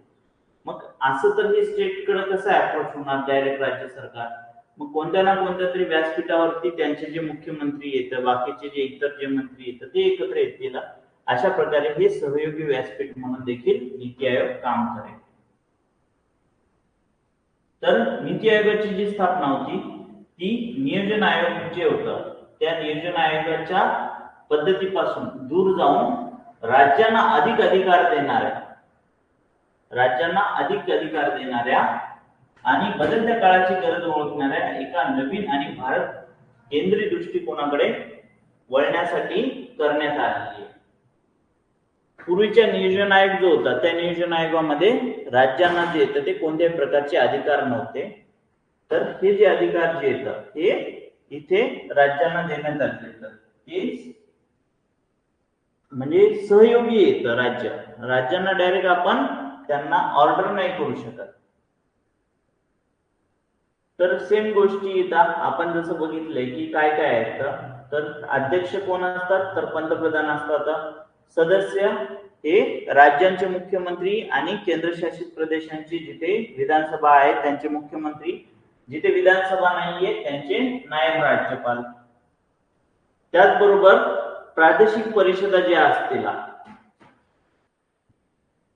प्रादेशिक परिषदा म्हणजे काय की कित्येक राज्यांचं, जसं की नवापूरचं उदाहरण दिलेलं आहे, तर एकापेक्षा जास्त राज्यांना प्रभावित करणाऱ्या विशिष्ट समस्या असतात, की जे काही वाघाची शिकार करून जे काही तस्कर असायचे ते काय करतात की महाराष्ट्रामध्ये स्ट्रिक्ट केलं की मग ते छत्तीसगडमध्ये जाऊन पळतात, छत्तीसगडमध्ये स्ट्रिक्ट केलं की तेलंगणामध्ये जाऊन पळतात, तेलंगणात स्ट्रिक्ट केलं की परत महाराष्ट्रात येऊन बसतात. म्हणजेच काय की हे जे लपून बसण्याचं जे त्यांचं जे हे, तर ऍट अ टाइम तिन्ही राज्यांनी जर का त्यांच्यावरती ऍक्शन घेतली तरच त्यांचा जो येतो तो नायनाट होऊ शकतो. म्हणजेच जी समस्या असते किंवा पाणी वाटपाची, नद्याच्या पाणी वाटपाची समस्या, तर या ज्या गोष्टी येतात यांच्यासाठी जे येतं ते प्रादेशिक परिषदा या तयार करण्यात आलेल्या आहेत. आणि या प्रादेशिक परिषदांचे नेतृत्व देखील पंतप्रधान करतील. ज्या ज्या वेळेस ते बोलावतील त्या त्यावेळेस त्या प्रादेशिक परिषदा घेतल्या जातात. रचना जी ती आपण पाहिलेली आहे की पंतप्रधान असतात, विशेष आमंत्रित जे येतात जे काही तज्ज्ञ मंडळी असतील त्या तज्ज्ञ मंडळी त्या त्या फील्ड मधल्या त्यांना आमंत्रित केलेलं असतं. उपाध्यक्ष आणि सचिव हे दोन्ही पण जे येतं ते नियुक्त केलेले असतात पंतप्रधानांद्वारे. सदस्यांमध्ये पूर्णवेळ सदस्य आणि अर्धवेळ सदस्य असतात. अर्धवेळ मध्ये जे येते सदस्य येतात त्यांच्यामध्ये आघाडीची जी काही विद्यापीठे आहेत ती विद्यापीठे येतात. त्याचबरोबर संशोधन संस्था आणि इतर नाविन्यपूर्ण संस्था यांच्यामधून जास्तीत जास्त 2 सदस्य जे येतात ते इथे नियुक्त केले जातात. त्याचबरोबर पदसिद्ध सदस्य आपण पाहिलेले आहेत की मंत्रिमंडळाचे जे काही मेंबर्स असतील ते जास्तीत जास्त 4 असे मंत्री जे येतात ते यांचे पदसिद्ध सदस्य असतात. आणि सीईओ ची नियुक्ती देखील आपण पाहिलेली की पंतप्रधानांकडूनच केली जाते. त्यानंतर नीती आयोगाचे उद्दिष्ट काय काय येतं, तर नीती आयोगाची उद्दिष्ट जी येतं ती एक राष्ट्रीय अजेंडा तयार करणे. आता हे जे राष्ट्रीय अजेंडा तयार करणार येतात या राष्ट्रीय अजेंड्यामध्ये राज्यांचा सक्रिय सहभाग जो आहे तो असायला पाहिजे. राज्यांचा सहभाग नसेल तर काय होणार आहे, तर परत ते नियोजन आयोगासारखीच सिस्टीम बनून जाईल. सुरुवातीला नियोजन आयोगाकडे पण काही एवढे अधिकार नव्हते, परंतु हळूहळू कालांतरानं काय झालं की नियोजन आयोग हा एवढा इम्पॉर्टंट झाला की ते असं वाटू लागले की केंद्रामध्ये 2 ही सत्ता केंद्र आहेत, एक म्हणजे नियोजन आयोग आणि दुसरं म्हणजे आपलं मंत्रिमंडळ. जसे की आता म्हटलं जातं की पीएमओ जे आहे ते सगळ्यात स्ट्रॉंग आहे, म्हणजे प्राईम मिनिस्टरचं जे ऑफिस असतं ते सगळ्यात स्ट्रॉंग आहे असं म्हटलं जातं. तर कित्येक जे मंत्रालय तर त्यांच्यापेक्षा देखील त्यांनी घेतलेले निर्णय देखील पीएमओ ऑफिसचा जो सेक्रेटरी असतो तो पलटवून टाकतो किंवा त्यांनी डिसिजन घ्यायच्या अगोदर जे येतं ते पीएमओ ऑफिसच्या सचिवाकडे ते पाठवतात की अशा असा आम्ही डिसिजन घेतोय. तर सेम गोष्ट जी येते ती त्यावेळेस नियोजन आयोग जे होता तो झालेला होता. त्याचबरोबर सहकारी संघराज्यवादाला प्रोत्साहन देणे. सहकारी संघराज्यवाद म्हणजे काय, तर कोऑपरेटिव्ह फेडरलिझम. त्याचबरोबर गाव पातळीवर एक विश्वासार्ह रणनीती तयार करण्यासाठी पद्धती तयार करणे आणि उच्च पातळीवरती त्या हळूहळू एकत्रित करणे. तर नीती आयोग जो आहे तो त्याचा अप्रोच कसा आहे, तर बॉटम अप अप्रोच आहे. म्हणजे राज्यांकडून घ्यायचं आणि त्यानंतर जे येतं ते नीती आयोग ठरवणार की या राज्यांना काय काय द्यायचंय. सेम जे आहे ते गाव पातळीवरती देखील अस्तित्वात आलं पाहिजे की प्रत्येक गावाची जी गरज आहे ती वेगवेगळी आहे. काही गावांना रस्ता मागच्याच वर्षी झालेला असतो, या वर्षी पावसाळ्यात धुवून गेलेला असतो, ती गोष्ट सोडून द्या, परंतु रस्ता झालेला असतो. त्यानंतर काही गावांना पिण्याच्या पाण्याचं दुर्भिक्ष असतं, काही गावांना जे येतं ते जंगली जनावरांपासून संरक्षण पाहिजे असतं, काही गावांना जे येतं ते पुराचा धोका असतो. तर अशा प्रकारे ज्या त्या गावाची जी ती वेगवेगळी डिमांड असते त्यानुसारच त्यांना मदत केली पाहिजे. जी गाव ऑलरेडी डोंगराळ भागामध्ये आहेत तिथं वनीकरण करून काही उपयोगच नाहीये, कारण तिथं ऑलरेडी निसर्गानंच वनीकरण केलेलं असतं. तर गाव पातळीवरती एक प्लॅन तयार करायचा त्या त्या गावासाठी, आणि त्या प्लॅन पासून जे येतं ते तो प्लॅन हळूहळू उच्च पातळीवरती एकत्रित करायचा, म्हणजे पंचायत समिती लेवलवरती. मग पंचायत समितीकडून मागवायचे की बाबा तुमच्या एरियामध्ये काय काय पाहिजे. मग ती जी प्लॅनिंग आहे ती जाणार जिल्हा पातळीवरती, जिल्हा परिषदेकडे. मग तिथे ते ठरवणार. मग अशा पद्धतीनं राज्य स्तरावरती ते प्लॅन्स जे आहेत ते एकत्र होणार. त्याचबरोबर राष्ट्रीय सुरक्षेच्या हितांचा समावेश असलेले आर्थिक धोरण. तर आर्थिक धोरण कसं हे करायचं आहे आपल्याला, तर राष्ट्रीयची जी सुरक्षा आहे तिचा हित लक्षात घेऊन, म्हणजे भारताचं हित लक्षात घेऊन ज्या काही धोरणं आहेत ते तयार केली जाते. त्याचबरोबर जे काही सामाजिक घटक आहेत की आर्थिक प्रगती करतोय भारत एवढं, खूप कमी बजेट, म्हणजे अक्षरशः भारताची जी परकीय गंगाजळी जी होती ती नामशेष व्हायच्या धर्तीवरती होती 1992 मध्ये. तिथपासून ते आज आपल्याकडे जवळपास 480 बिलियन US$ एवढी आपल्याकडे परकीय गंगाजळी आहे, जी की आपण ₹1 जरी एक्सपोर्ट नाही केलं तरी देखील काय की वर्षभर आपल्याला समाधानकारकरित्या पुरेल एवढे आपल्याकडं पैसे येतात. तर ही सगळे पैसे जे येतात एवढी आपण प्रगती केली आहे, तर या प्रगतीचा काही जे घटक असतात समाजाचे त्या घटकांपर्यंत हे प्रगतीचा जो वाटा जो आहे तो तिथपर्यंत पोहोचलेला नसतो. म्हणून मग त्यांच्या प्रगतीसाठी जे येतं ते समाजातील ज्या घटकांना भारताच्या आर्थिक प्रगतीतून नफा झालेला नसेल त्या घटकांचा विशेष विचार करणे. मग जे काही घटक असतील जसे की म्हातारे असतील किंवा तृतीयपंथी असतील किंवा स्त्रिया असतील, त्याचबरोबर काही अपंग असतील किंवा काही जाती अशा आहेत की ज्यांनी आणखीन प्रगती नाही केलेली, जी की प्रगती त्यांनी करायला पाहिजे. मग या सर्वांचा जो आहे तो विशेष विचार करणं गरजेचं आहे. त्याचबरोबर धोरणात्मक आणि दीर्घकालीन धोरण. तर जे काही धोरण जे आहे तर पूर्वी नियोजन आयोग काय करायचे की फक्त पुढच्या 5 वर्षांसाठी ठरवायचं. आता नीती आयोग काय करतो तर पुढील 15 वर्षासाठी धोरण ठरवतो. त्याचबरोबर दुसरं एक धोरण ठरवतो तो म्हणजे 7 वर्षांचं, आणि तिसरं एक धोरण ठरवतो ते म्हणजे 3 वर्षाचं. अशा प्रकारची 3 धोरणं जी आहेत ती ठरवली जातात, जेणेकरून की 3 वर्षाचं जे धोरण आहे ते आपल्याला कंपल्सरीली कम्प्लीट करायचं आहे. 7 वर्षाच्या धोरणासाठी आपण जे येतं ते कार्य जे येतं ते चालू करायला पाहिजे, आणि 15 वर्षाची धोरणं जी येतं ती पूर्ण करण्यासाठी आपण प्रयत्न करायला पाहिजे. त्याचबरोबर जे काही महत्वाचे भागधारक आहेत आणि आंतरराष्ट्रीय थिंक टँक यांच्याकडून जे येतं ते सल्ला घेणे. जे काही इंटरनॅशनल थिंक टँक असतात, काही काही गोष्टी ज्या आहेत त्या इंटरनॅशनल लेवलवरती एक युनिफाईड रीतीनं ते बसलेले असतात. जसं की आपण हॅकॅथॉन पाहतो. हॅकॅथॉन काय आहे थोडक्यात की एक स्पर्धा आहे की ज्या स्पर्धेमध्ये रोबोटिक्स किंवा हॅक कसं करायचं हे शिकवलं जातं. शिकवलं जात नाही, तिथे त्याचं कॉम्पिटिशन होत असतं.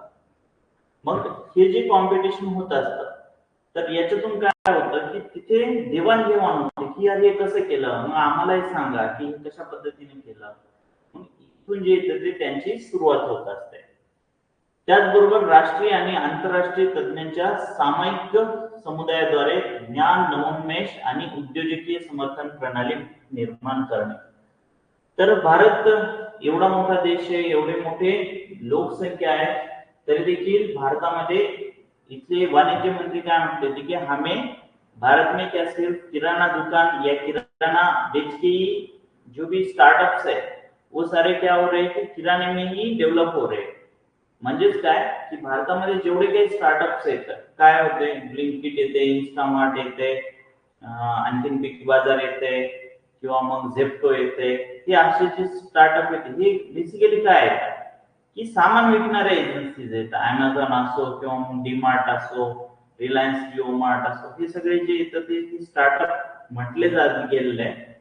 परंतु हे बेसिकली जे येतं ते माल जे येतं ते एका ठिकाणाहून खरेदी करून दुसऱ्या ठिकाणी विकायचे काम करतात प्रत्यक्षामध्ये.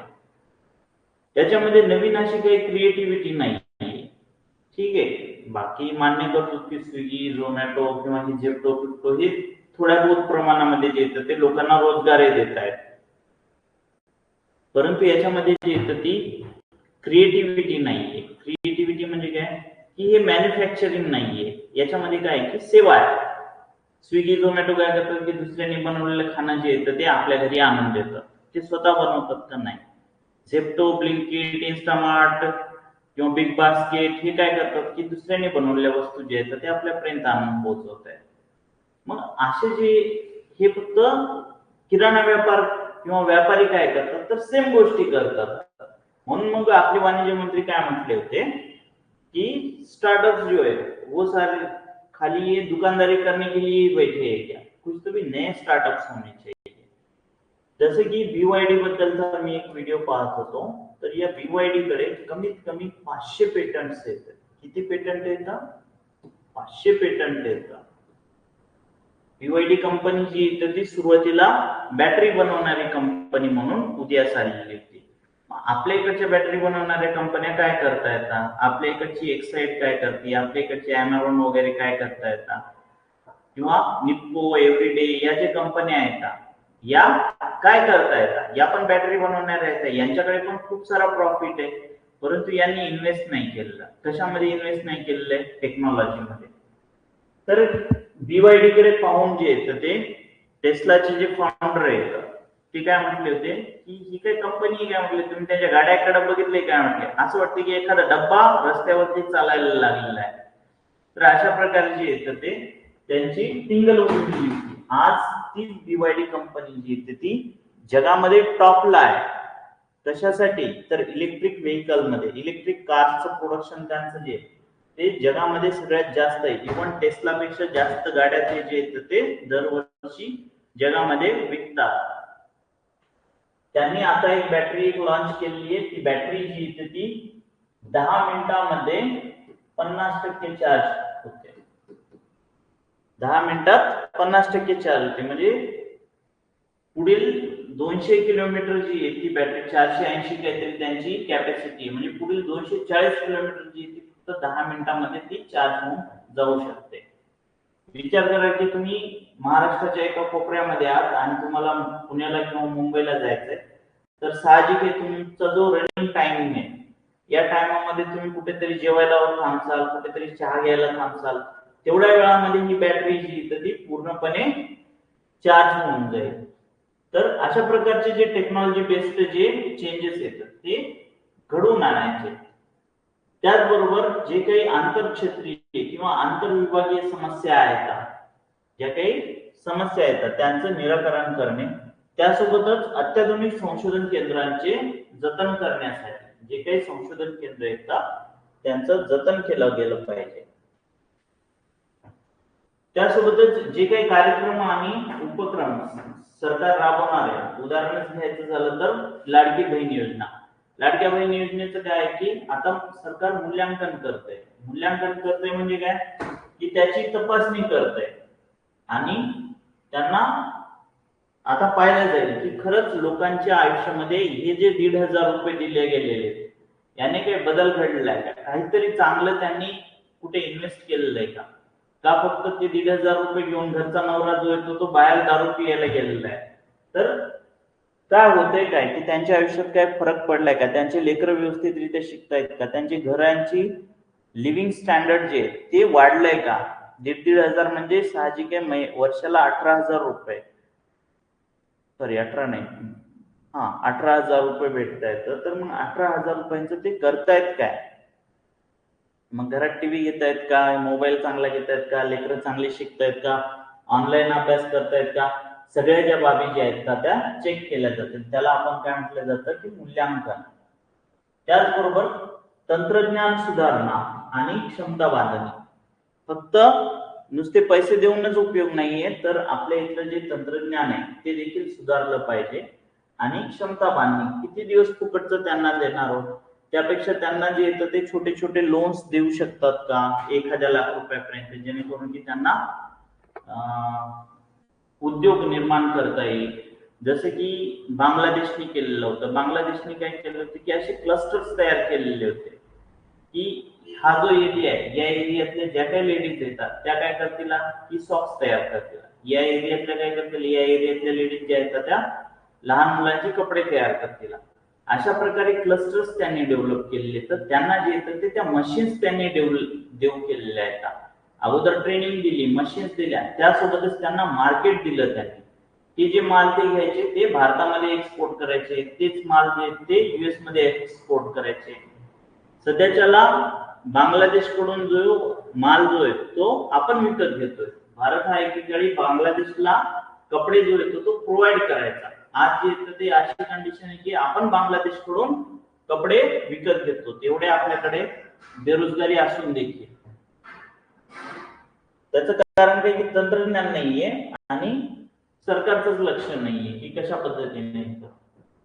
आता यांची जी कार्य ही पुढील 4 प्रकारामध्ये विभागली गेलेली आहेत. एक म्हणजे धोरण आणि कार्यक्रमाची रूपरेषा तयार करणे, की काय करायचंय, काय त्याची रूपरेषा तयार करायची. दुसरी गोष्ट म्हणजे सहकारी आणि स्पर्धात्मक संघराज्याची निर्मिती करायची आहे, की कोऑपरेटिव्ह त्याचबरोबर कॉम्पिटेटिव्ह फेडरलिझमची तयारी करायची आहे. त्याचबरोबर देखरेख आणि मूल्यमापन करायचे. जे काही डिसिजन्स त्यांनी घेतले, जे काही त्यांनी ठरवलंय की ते अस्तित्वात यायले का नाही. स्वच्छ भारत मिशन त्यांनी चालू केलेलं आहे, तर स्वच्छ भारत हा खरोखरच व्हायलाय का नाही. नमामि गंगे एवढे 20-25 हजार करोड रुपये त्या गंगेवरती खर्च केले, मग खरोखरच ती गंगा शुद्ध होतीये का नाही. तिथलं जे पाणी जे पॉल्युशन जे आहे ते कुठे चाललंय, बंद तर केलंय, मग चाललंय कुठं. का पावसाळ्यामध्ये परत सगळ्याच्या सगळं पाणी जे आहे ते इथेच येऊन मिसळतंय. या सगळ्या बाबींचं मूल्यमापन आणि देखरेख ठेवण्याची गरज आहे. त्याचबरोबर पुढील काही करण्यासाठी वैचारिक गट थिंक टँक म्हणून सरकारला मदत करणे. त्याचबरोबर सर्जनशीलता म्हणजे काय की काहीतरी नवीन निर्माण करायचंय. जसं की सांगितलंय की काहीतरी नवीन टेक्नॉलॉजी डेव्हलप केल्याशिवाय जे येतं ते भारत प्रगती करू शकणार नाही. जसं एक उदाहरण सांगतो मी तुम्हाला. तेजस नावाचा आपलं एक विमान आहे. आपलं जे डीआरडीओ जे आहे ते खूप म्हणतं की आम्ही हे तेजस नावाचं विमान तयार केलंय आणि ते खूप भारी आहे. HAL आणि डीआरडीओ दोन्ही मिळून हे बनवलेलं आहे. तर हे काय आहे हे तेजस, तर त्यांनी एक ढाचा तयार केलेला आहे आणि त्याला चालवायची जी मोटर आहे, जे काही इंजिन आहे, ते आपण रोल्स रॉयस कडून जे येतं ते विकत घेतो.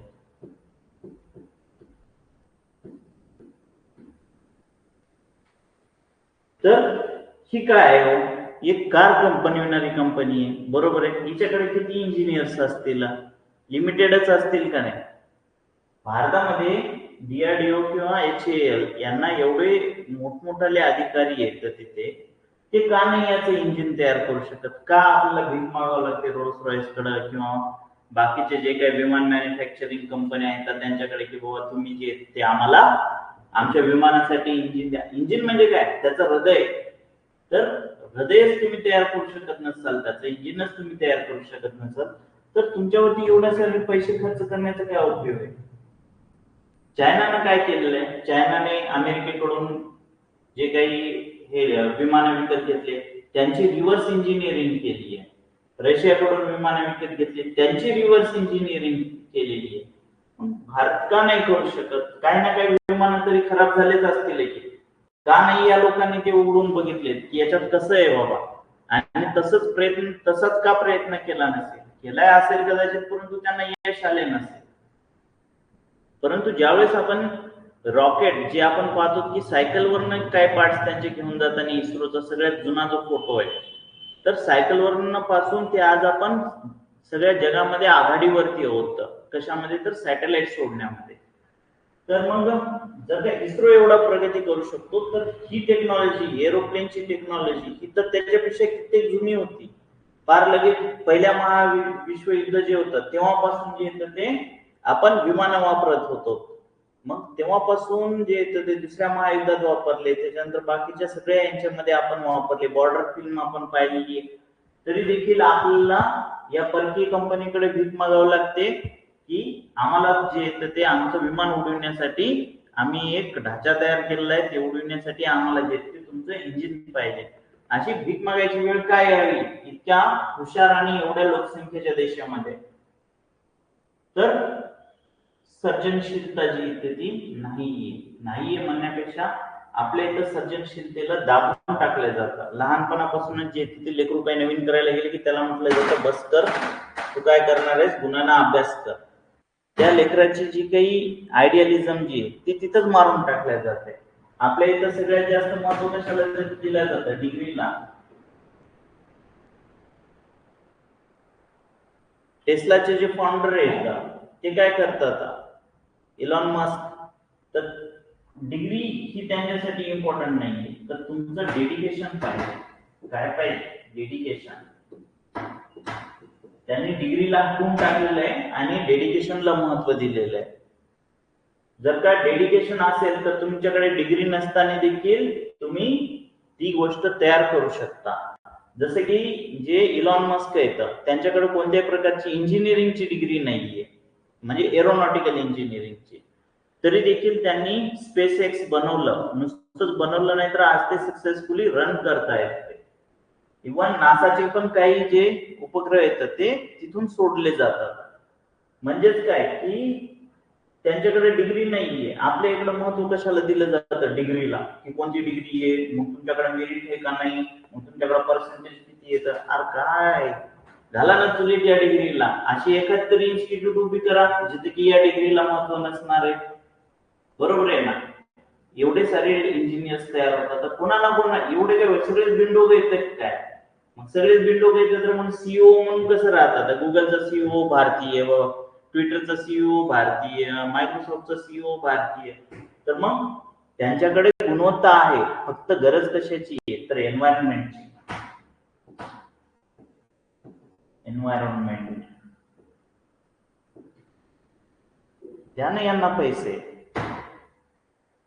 फक्त त्यांच्यासाठीच द्या पैसे ज्यांनी की खरंच काहीतरी करून दाखवलंय, काहीतरी प्रोटोटाईप तयार केलंय, द्या त्यांना पैसे, आणखीन त्याच्यात ते वाढ करू शकतील. त्यांना फंडिंग द्या. क्राऊड फंडिंग कशी तयार करायची यांच्यासाठी एखादी इन्स्टिट्यूट तयार करा. शार्क टँक सारखे जे काही इन्स्टिट्यूट आहेत, जे काही प्रोग्राम्स येतात तशासारखे प्रोग्राम्स का नाही तयार करू शकत गव्हर्नमेंट यांच्यासाठी, जे की प्रायव्हेट प्लेयर्स त्यांच्या त्यांच्या समस्या घेऊन येतील आणि त्या समस्या जे येतात ते हे इंजिनियर लोक सोडवतील. बरोबर आहे का नाही? का आपल्याला नदी स्वच्छ करायला स्पेन वरून व्हेकल्स मागवावं लागतात? आपले इथे इंजिनियर त्या चुलीत घालायचे का? तर आपल्या इथे इंजिनियरला ते काम द्या. ठीक आहे, तुम्हाला टेक्नॉलॉजी माहित नाही, तुम्ही एक दोन बोटी ज्या आहेत त्या स्पेन कडून मागवा किंवा दुसऱ्या देशाकडून मागवा आणि नंतर त्या सांगा या लोकांना की बाबा याची जी ते आपल्याला रिव्हर्स इंजिनिअरिंग करायची. चायना करू शकतो एरोप्लेनची रिव्हर्स इंजिनिअरिंग, तर मग आपण का नाही करू शकत? रशिया जी आहे ती चायनाला S-400 द्यायला तयार नाहीये, जे त्यांनी आपल्याला दिलेलं आहे. का तयार नाहीये? कारण की त्याला माहिती की आपण हे S-400 रशियाला दिलंय की रशिया उद्याच्याला त्याची खोल फिटिंग करते आणि बघते की याच्यात काय आहे, आणि तिसऱ्या दिवशी जे येते ते रशिया त्याचं दुसरं व्हर्जन घेऊन येते, ते म्हणजे C-400. ठीक आहे, म्हणजे काय की कॉपी करण्यामध्ये चायनीज लोक एक्सपर्ट आहेत. मग भारतामध्ये का नाही कॉपी करू शकत? एवढ्या सारे कंपन्या असताना, एवढे सारे जायंट्स असताना भारतामध्ये का नाही एखादी मोबाईलची कंपनी निर्माण करू शकत? किंवा का नाही एखाद्या ऍपलचा एखादा पार्ट प्रोड्यूस करून दाखवा? ठीक आहे, चला पुढे वळूयात आपण. तर नीती आयोगाच्या सहाय्यक संस्था ज्या आहेत त्या त्यांना त्यांच्या कार्यामध्ये मदत करतात. आता त्यांचे नीती आयोगाचे खूप सारे कार्य आहेत की त्यांना काय काय करायचे पुढील 15 वर्षांमध्ये भारतासाठी. तर त्यांच्यापैकी महत्वाचे प्रोग्राम्स जे आहेत ते आपण पाहूया. की एक म्हणजे ऍस्पिरेशनल डिस्ट्रिक्ट प्रोग्राम, दुसरं म्हणजे communication and social media sale.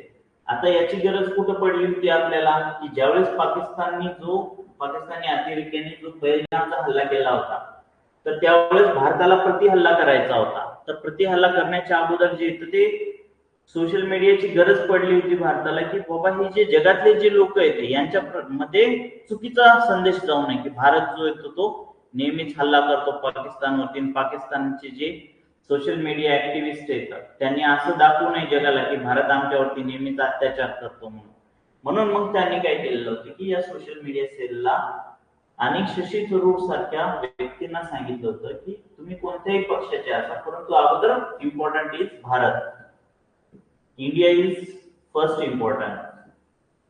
मग तुम्ही जाऊन तुमच्या देशात तुमच्या इतर देशातले जे काही कनेक्शन्स येतात त्यांना जाऊन तुम्ही समजावून सांगा की आम्ही पाकिस्तानवरती हल्ला नाही करत आहोत, आम्ही काय करत आहोत की यांचे जे पीओके जो एरिया आहे आमचा, तर हा जो भारताचा तिथून हा पाकिस्तानने कब्जा केलेला एरिया आहे, पाकिस्तान ऑक्युपाइड काश्मीर ज्याला आपण म्हणतो. इथे जे काही दहशतवादी केंद्र आहेत या दहशतवादी केंद्रावरती आम्ही हल्ले करतोय. जर का पाकिस्तानने जर का आम्हाला गुन्हा बसला पाकिस्तान तर ठीक आहे, पाकिस्तानने जर का आमच्यावरती हल्ला केला तर मग मात्र आम्ही पाकिस्तानची जी मेनलँड आहे तिथे देखील हल्ला करू. तर तशाच पद्धतीने आपण कराची पोर्टवरती वगैरे लाहोर या ठिकाणी देखील हल्ले केले होते, परंतु ते लिमिटेड होते, त्यांना फक्त एक भीती बसावी म्हणून. तर त्यानंतर डेटा व्यवस्थापन, विश्लेषण आणि फ्रंटियर टेक्नॉलॉजीज. फ्रंटियर टेक्नॉलॉजीज म्हणजे काय? फ्रंटियर म्हणजे काय की ज्या सगळ्यात पुढे ज्या टेक्नॉलॉजीज असतात, पुढे कोणकोणत्या टेक्नॉलॉजीज येतात, स्पेस, एआय, रोबोटिक्स किंवा जे काही आर्म्स अँड ॲम्युनिशन्स मध्ये जे काही टेक्नॉलॉजीज येतात या सगळ्या. तर न्यूक्लिअर बॉम्बर्स जे येतात, न्यूक्लिअर बॉम्बर्स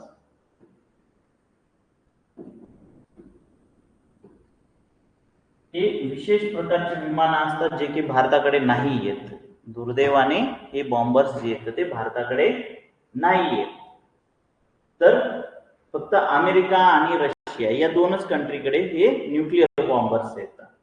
तर न्यूक्लिअर बॉम्बर्सला युक्रेन सारख्या एका देशाने उडविलेलं होतं. तुम्ही न्यूज मध्ये वाचलं असेल. कशा पद्धतीने उडविलं? तर त्यांनी काय केलं की एका जो ट्रक असतो त्याच्या कंटेनर मध्ये खूप सारे असे ड्रोन्स जे आहेत ते लोड करून ठेवले, म्हणजे चोरी छुपे जे येतात ते रशियामध्ये पोहोचवले अगोदर त्यांनी, आणि ते त्यांनी भरून ठेवले. आणि जसे ते त्या एअरपोर्टच्या जवळ गेले त्यांनी ते सगळे कंटेनर्स जे आहेत ते ओपन केले आणि भर भर भर भर भर ते त्याच्यामधून ते जे ड्रोन आहेत ते बाहेर पडले आणि त्यांना एआय ट्रेन केलं गेलेलं होतं की त्या एरोप्लेनच्या, आता एरोप्लेन साधारणतः कसं असतं आणि हे त्याचे पंख असतात, ठीक आहे. तर त्यांना सांगितलं गेलं होतं की यांचा जो फ्युएल टँक जो असतो, फ्युएल टँक वरती जाऊन तुम्हाला हल्ला करायचा आहे. इथं हल्ला केला एवढाच भाग जळून जाईल तोपर्यंत विजवून टाकतील, परंतु या फ्युएल टँक वरती जर का तुम्ही हल्ला केला तर काय होईल की ते फ्युएल टँक फुटल आणि फुटल्यामुळे काय होईल की ते पूर्णच्या पूर्ण विमान जे येतं ते उद्ध्वस्त होईल. तर अशा प्रकारे त्या ड्रोन्सला ट्रेन करण्यात आलेलं होतं आणि खूप सारे जे महागडे विमान जे होते न्यूक्लिअर बॉम्बर्स हे रशियाचे त्यांनी तबाह केलेले होते. तर अशा प्रकारचे जे टेक्नॉलॉजीज असतात या पुढील काळामध्ये युद्धासाठी वापरल्या जातील. आणि हे जे येतं ते पाकिस्तानने पण आपल्यावरती खूप सारे ड्रोन्स जे येतं ते डागलेले होते. तर या जे टेक्नॉलॉजीज येतात या पुढील युद्धाचं जे स्वरूप येतं ते ठरवणार येतं. त्यानंतर पायाभूत सुविधा, कनेक्टिव्हिटी सगळ्यात इम्पॉर्टंट आहे. कनेक्टिव्हिटी पाहिजे तुमची, रेल, रोड, एरोप्लेन, त्यासोबतच डिजिटल कनेक्टिव्हिटी पण पाहिजे, इलेक्ट्रिसिटी कनेक्टिव्हिटी, त्याचबरोबर सूक्ष्म, लघु आणि मध्यम उद्योग.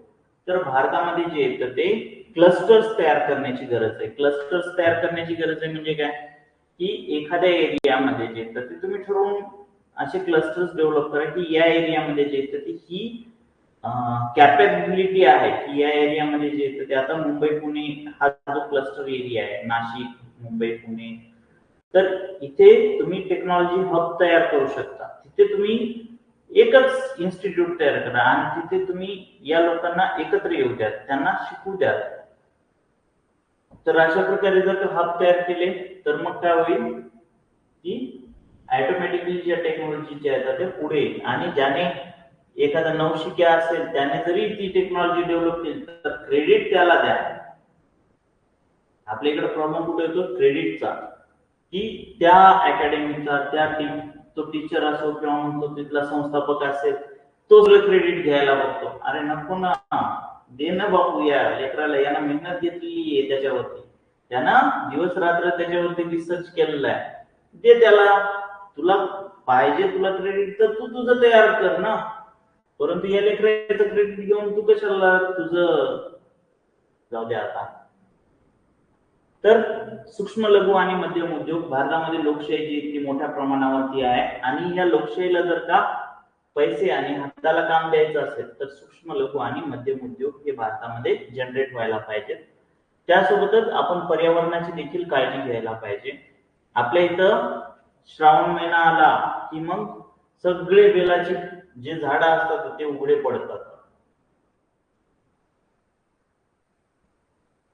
म्हणजेच काय की त्यांची सगळी पानं जी आहेत ती ओरपडून आणली जातात आणि ती नंतर ते महादेवावरती चढवली जातात, आणि असं अपेक्षा केली जाते की बाबा महादेव आमच्यावरती प्रसन्न. अरे ते झाड शिव्या देते ना तुम्हाला. हो, मग एखादं झाड लावा ना श्रावण महिन्यामध्ये. तुम्हाला माहिती आहे की श्रावण महिन्यामध्ये एक झाड लावलं तर नैसर्गिकरित्या त्याला पाणी पडत जातं आणि त्या पाण्यातून जे येतं ते झाड ऑटोमॅटिकली मोठं होत जाईल. तर मग अशा एखाद्या ठिकाणी झाड लावा की जे की मरणार नाही सहजासहजी. तुमच्या घराच्या बाजूला रस्ता असतो तिथे जाऊन झाड लावून टाका, किंवा थोडस दूर अंतरावरती जा. तुम्ही शाळेला जात असाल किंवा तुम्ही कॉलेजला जात असाल त्या रस्त्यावरती एखादी जागा शोधा, इथे झाड लावलं तर हे इथे टिकू शकेल. थोडीशी मेहनत आपण घेत नाहीत, परंतु पर्यावरणाकडे मात्र आपल्याला खूप साऱ्या अपेक्षा असतात. त्यासोबतच ग्रामीण विकास करायची गरज आहे. ग्रामीण भागामध्ये सोयी सुविधा ज्या आहेत त्या ऍग्रिकल्चर बेस्ड प्रोडक्ट इतकंच नाही तर तिथे जे येतं ते खूप साऱ्या प्रमाणामध्ये ते बेरोजगारी देखील आहे, तर त्या बेरोजगारीला टॅकल करण्यासाठी तिथेच रोजगार उपलब्ध व्हायला पाहिजे. सगळ्यात महत्वाचं विज्ञान आणि तंत्रज्ञानामध्ये जे येतं ते इन्व्हेस्टमेंट पाहिजे.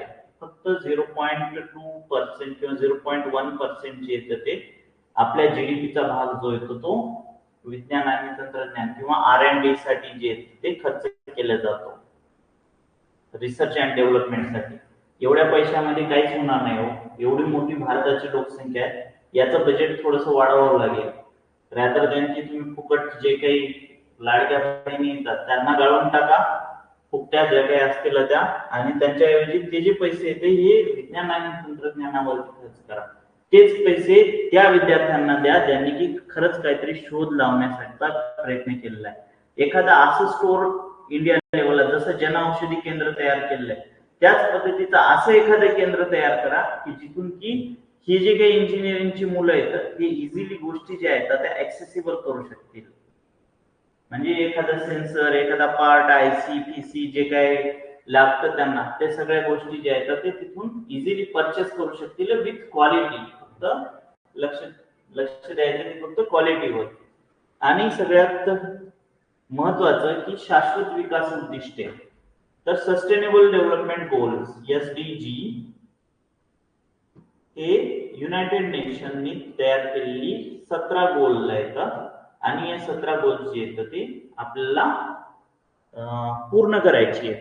त्याच्या अगोदर होते मिलेनियम डेव्हलपमेंट गोल, त्याच्या अगोदरचे MDGs होते ज्याचा की कालावधी 2015 पर्यंत होता. SDGचा कालावधी हा 2015 ते 2030 पर्यंत आहे.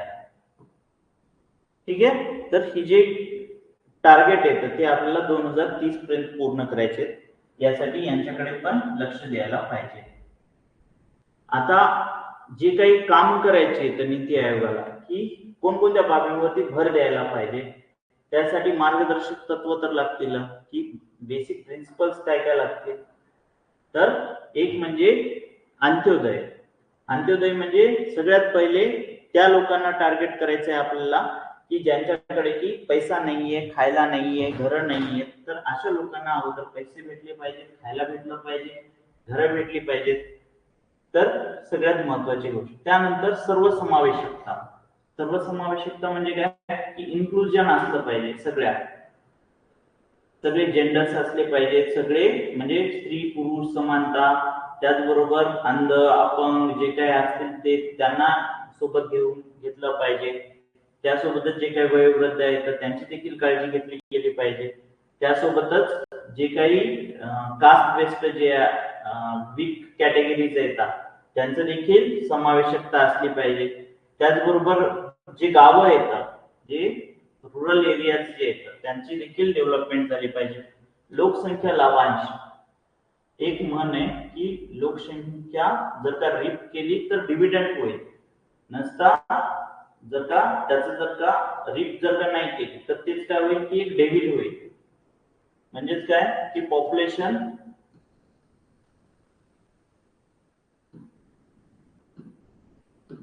डिव्हिडंड पाहिजे आपल्याला का डेव्हिल पाहिजे. डिव्हिडंड म्हणजे काय की लाभांश देत असतात. शेअर लोक घेतात, शेअर मधून काय भेटतं त्यांना लाभांश भेटत असतो, त्याचा फायदा भेटत असतो शेअरचा. तर जर का त्याचा जर का योग्य पद्धतीने वापर नाही केला तर तीच जी तरुणाई जी आहे ती गुन्हेगारीकडे वळेल, तीच व्यसनाधीनतेकडे वळेल आणि त्यामधून जे येतं ते समाजामध्ये प्रॉब्लेम्स निर्माण होत जाते. तर कित्येक सारे आपण व्हिडिओ पाहतो की आजकाल लोकांना जे येतं ते त्या सीसीटीव्ही कॅमेऱ्यांची पण भीती नाही राहिली, त्यांना करायचं तेच ते करता येतं. म्हणजेच काय की लोकांना जी येते ती कायद्यावरती जे येतं ते काही वचकच नाही राहिलेलं आहे. त्यानंतर लोकसहभाग, कोणती गोष्ट करायची म्हणजे लोकांचा सहभाग हा गरजेचाच असतो. अभिशासन, अभिशासन म्हणजे काय की ट्रान्सपरंट शासन पाहिजे.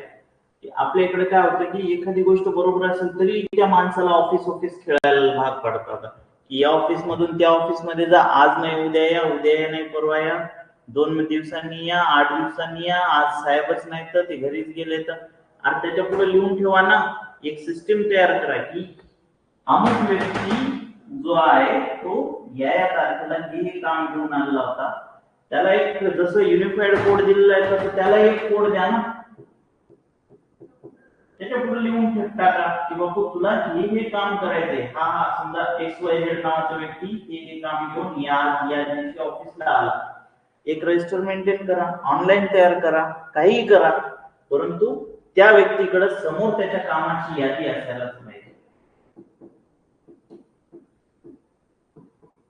जर काही यादी नसेल तर तो पाट्या टाकायचं काम करेल. 5 वाजता त्याचा ऑफिस टायमिंग असतो, तो 4 वाजताच आपलं सगळं बॅग दस्तर जे असतं ते आवरून बसायचा प्रयत्न करतो.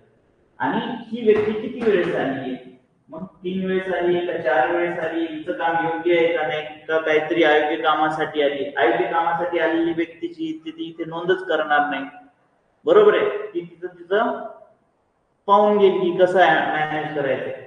परंतु ही जी XYZ व्यक्ती हिचं योग्य काम आहे, समजा एखाद्याला सर्टिफिकेट काढायचे, उत्पन्नाचं सर्टिफिकेट काढायचे उदाहरण घेऊया.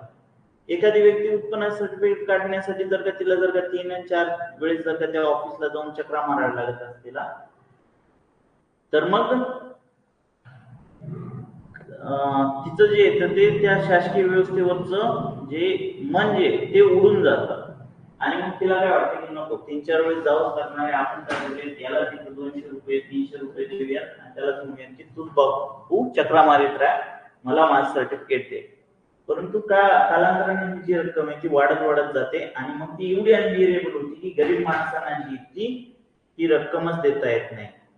समजा ही रक्कम 1000 रुपये झाली तर मला सांगा की एखादा माणूस जो आहे तो हार्डली 500 रुपये कमी येत असतात किंवा 400 रुपये कमी येत असतात, त्याला एखाद्या अधिकाऱ्याला 1000 रुपये द्यायचे, 2000 रुपये द्यायचे, तर त्याचे किती जीवावरती येत असणार आहे. म्हणजे त्याच्या लेकरा बाळांनी काही खाऊ पिऊ का नाही घरी त्याच्या. तर अशा पद्धतीने जे येतं ते यांना जे येतं ते एवढी 70-80 हजार 1-1 लाख रुपये पगार देऊन जे येतं ते मग काय फायदा आहे. आता तर 8वा आयोग येतोय आणि सगळ्यात लास्ट म्हणजे काय तर शाश्वतता. शाश्वतता म्हणजे काय की पर्यावरण जे आहे ते आपल्या बापाचं नसून आपण जे येतं ते पुढील पिढ्यांकडून उसने घेतलेलं आहे आणि माणसाने एवढी माणुसकी ठेवायला पाहिजे की उसने घेतलेलं जे आहे ते वापस करायला पाहिजे. तर अशा प्रकारे पर्यावरणाची शाश्वतता जी आहे ती आपण जपायला हवी. तर ज्या बाबी येतात आपण वरती पाहिलेल्या येतात त्याच इथे डिटेलमध्ये अभ्यासलेल्या आहेत की अंत्योदय म्हणजे काय, तर जे काही गरीब वंचित लोक आहेत त्यांना सेवा सुविधा पुरवणे पंडित दीनदयाळ उपाध्याय यांच्या अंत्योदय संकल्पनेनुसार. सर्वसमावेशकता तेच सर्व लोकांचा समावेश, गावाची जी डेव्हलपमेंट आहे ती गावाची डेव्हलपमेंट व्हायला पाहिजे. त्यानंतर लोकसंख्येचा लाभांश, जे देशाचे जे लोक आहेत त्यांचा विकास करणे, त्यांना उदरनिर्वाहाच्या संधी मिळवून देणे. त्यानंतर लोकांचा सहभाग, लोकांचा सहभाग जो आहे तो इथे असायलाच पाहिजे, कारण की लोकांचा सहभाग असेल तर मग जागरूक नागरिक असतील. तर आता आपण पाहतोय की जे ट्रॅफिक पोलीस होते ते सतत भीतीच्या याच्यामध्ये वावरत असतात, कारण का की ते कुठं ना कुठं तरी व्हिडिओ कॅमेरा चालूच असतो त्यांच्यावरती. तर अशा प्रकारे लोकांचा सहभाग जो आहे तो चांगला आहे. अभिशासन खुली आणि पारदर्शक आणि उत्तरदायी अशी एक राज्य शासनाची प्रणाली असायला हवी. ऑफिसेस हे असे असायला हवे, त्याच्यानुसार खर्चावरून फलित आणि त्यातून निष्पत्ती व्हायला पाहिजे. त्याचबरोबर शाश्वतता म्हणजेच काय, तर पर्यावरणाचा आपण आदर करायला हवा आहे. तर नीती आयोगाचे काही स्तंभ आहेत ज्यांच्यावरती की त्यांची पूर्ण जी काही मदार आहे ती उभी आहे. तर असे कोणते स्तंभ आहेत, तर असे 7 प्रकारचे स्तंभ आहेत. एक म्हणजे लोकहितवादी, तर लोकांच्या हितासाठी जे ते काम करायला पाहिजे. त्याचबरोबर सक्रियता, सक्रियता म्हणजे काय की ज्या काही गरजा आहेत, जसं की उदाहरण घेतलं की उत्पन्नाचं सर्टिफिकेट पाहिजे, मग ती जी गरज आहे ती त्याच तेवढ्याच अर्जन्सीनं जी ती तत्परतेनं पूर्ण केल्या गेली पाहिजे. नागरिकांचा सहभाग हा असायलाच पाहिजे. सक्षमीकरण म्हणजे काय, तर सक्षमीकरण हे सगळ्याच बाबीमध्ये झालं पाहिजे, एज्युकेशनली, फायनान्शियली आणि सोशली. तर हे जे ते आपल्या जे डीपीएसपी जे प्रिन्सिपल आहे त्याच्यामध्ये ते लिहिलेलं आहे आणि फंडामेंटल राईट्स मध्ये पण ते लिहिलेलं आहे. तर सोशली, फायनान्शियली आणि सामाजिक आणि पॉलिटिकली या तिन्ही बाबतींमध्ये जे येतं ते त्यांचं सक्षमीकरण व्हायला पाहिजे. त्याचबरोबर सर्वांचा समावेश असायला हवा की सगळे जात, पंथ, लिंग हे सगळे जे येतं त्यांचा जो समानता जी आहे ती पाहिजे. त्याचबरोबर सगळ्यांना समान संधी मिळायला हवी आहे. तर इथे समानता ही इक्विटी आहे, इक्वॅलिटी आहे, म्हणजे सगळ्यांना एका लेवलवरती ते आणून ठेवणार. परंतु इक्वॅलिटी सोबत इथेच काय पाहिजे, तर इक्विटी पण पाहिजे. ज्याची जशी गरज त्याला तसं मिळायला पाहिजे. त्याचबरोबर पारदर्शकता, पारदर्शकता काय बनवतं की सरकारला गतिमान बनवतं. जसं मी म्हटलं की एखादं काम त्या अधिकाऱ्याच्या पुढे नसेलच की बाबा मला एवढे काम करायचे आहेत, तर साहजिक तो 4 वाजता किंवा 3 वाजता बॅग भरायला कमी करणार नाही. ते तयार की आपले नंतर गप्पा टप्पा आणायच्या आणि मग जायचं. त्याच्या पुढे टार्गेट असायला पाहिजे की बाबू तुला जे येतं ते इतके लोक तुझ्याकडे यायला येतात, यांचं काय काम आहे बघ आणि यांचं काम जे येतं ते तू पूर्ण करून द्यायला पाहिजे. जे बरोबर काम येतं ते बरोबर कामासाठी चिरीमिरी घेण्यासाठी जे येतं ते टंगळमंगळ करणारे वरती जे येतं ते वचक बसून जाईल इथे. त्यानंतर सहकारी संघराज्यवाद. आता आपण 2 कॉन्सेप्ट पाहिलेले आहेत नीती आयोगाचा अभ्यास करताना, ते म्हणजे कोऑपरेटिव्ह फेडरलिझम आणि कॉम्पिटिटिव्ह फेडरलिझम. तर कोऑपरेटिव्ह फेडरलिझम म्हणजे काय, तर कोऑपरेटिव्ह फेडरलिझम म्हणजे काय की एखादं राज्य किंवा एखादा देश जर का मजबूत बनवायचा असेल तर त्यासाठी अगोदर राज्य मजबूत पाहिजे, तर ते राज्य जे येतं ते एकत्र येऊन एक मजबूत राष्ट्र बनवू शकतात.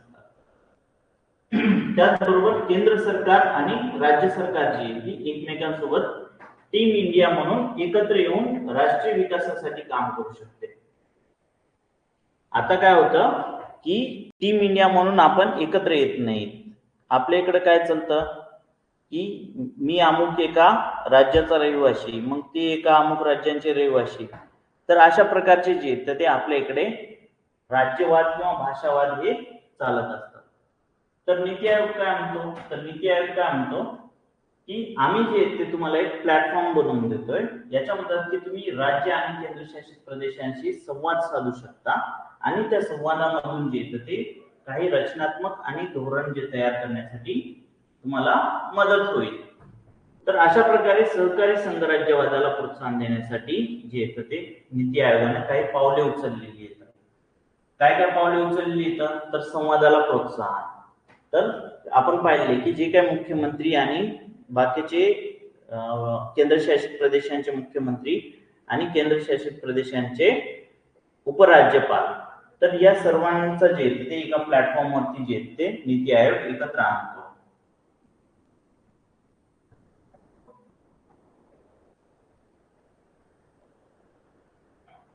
त्याचबरोबर उपसमित्यांची स्थापना.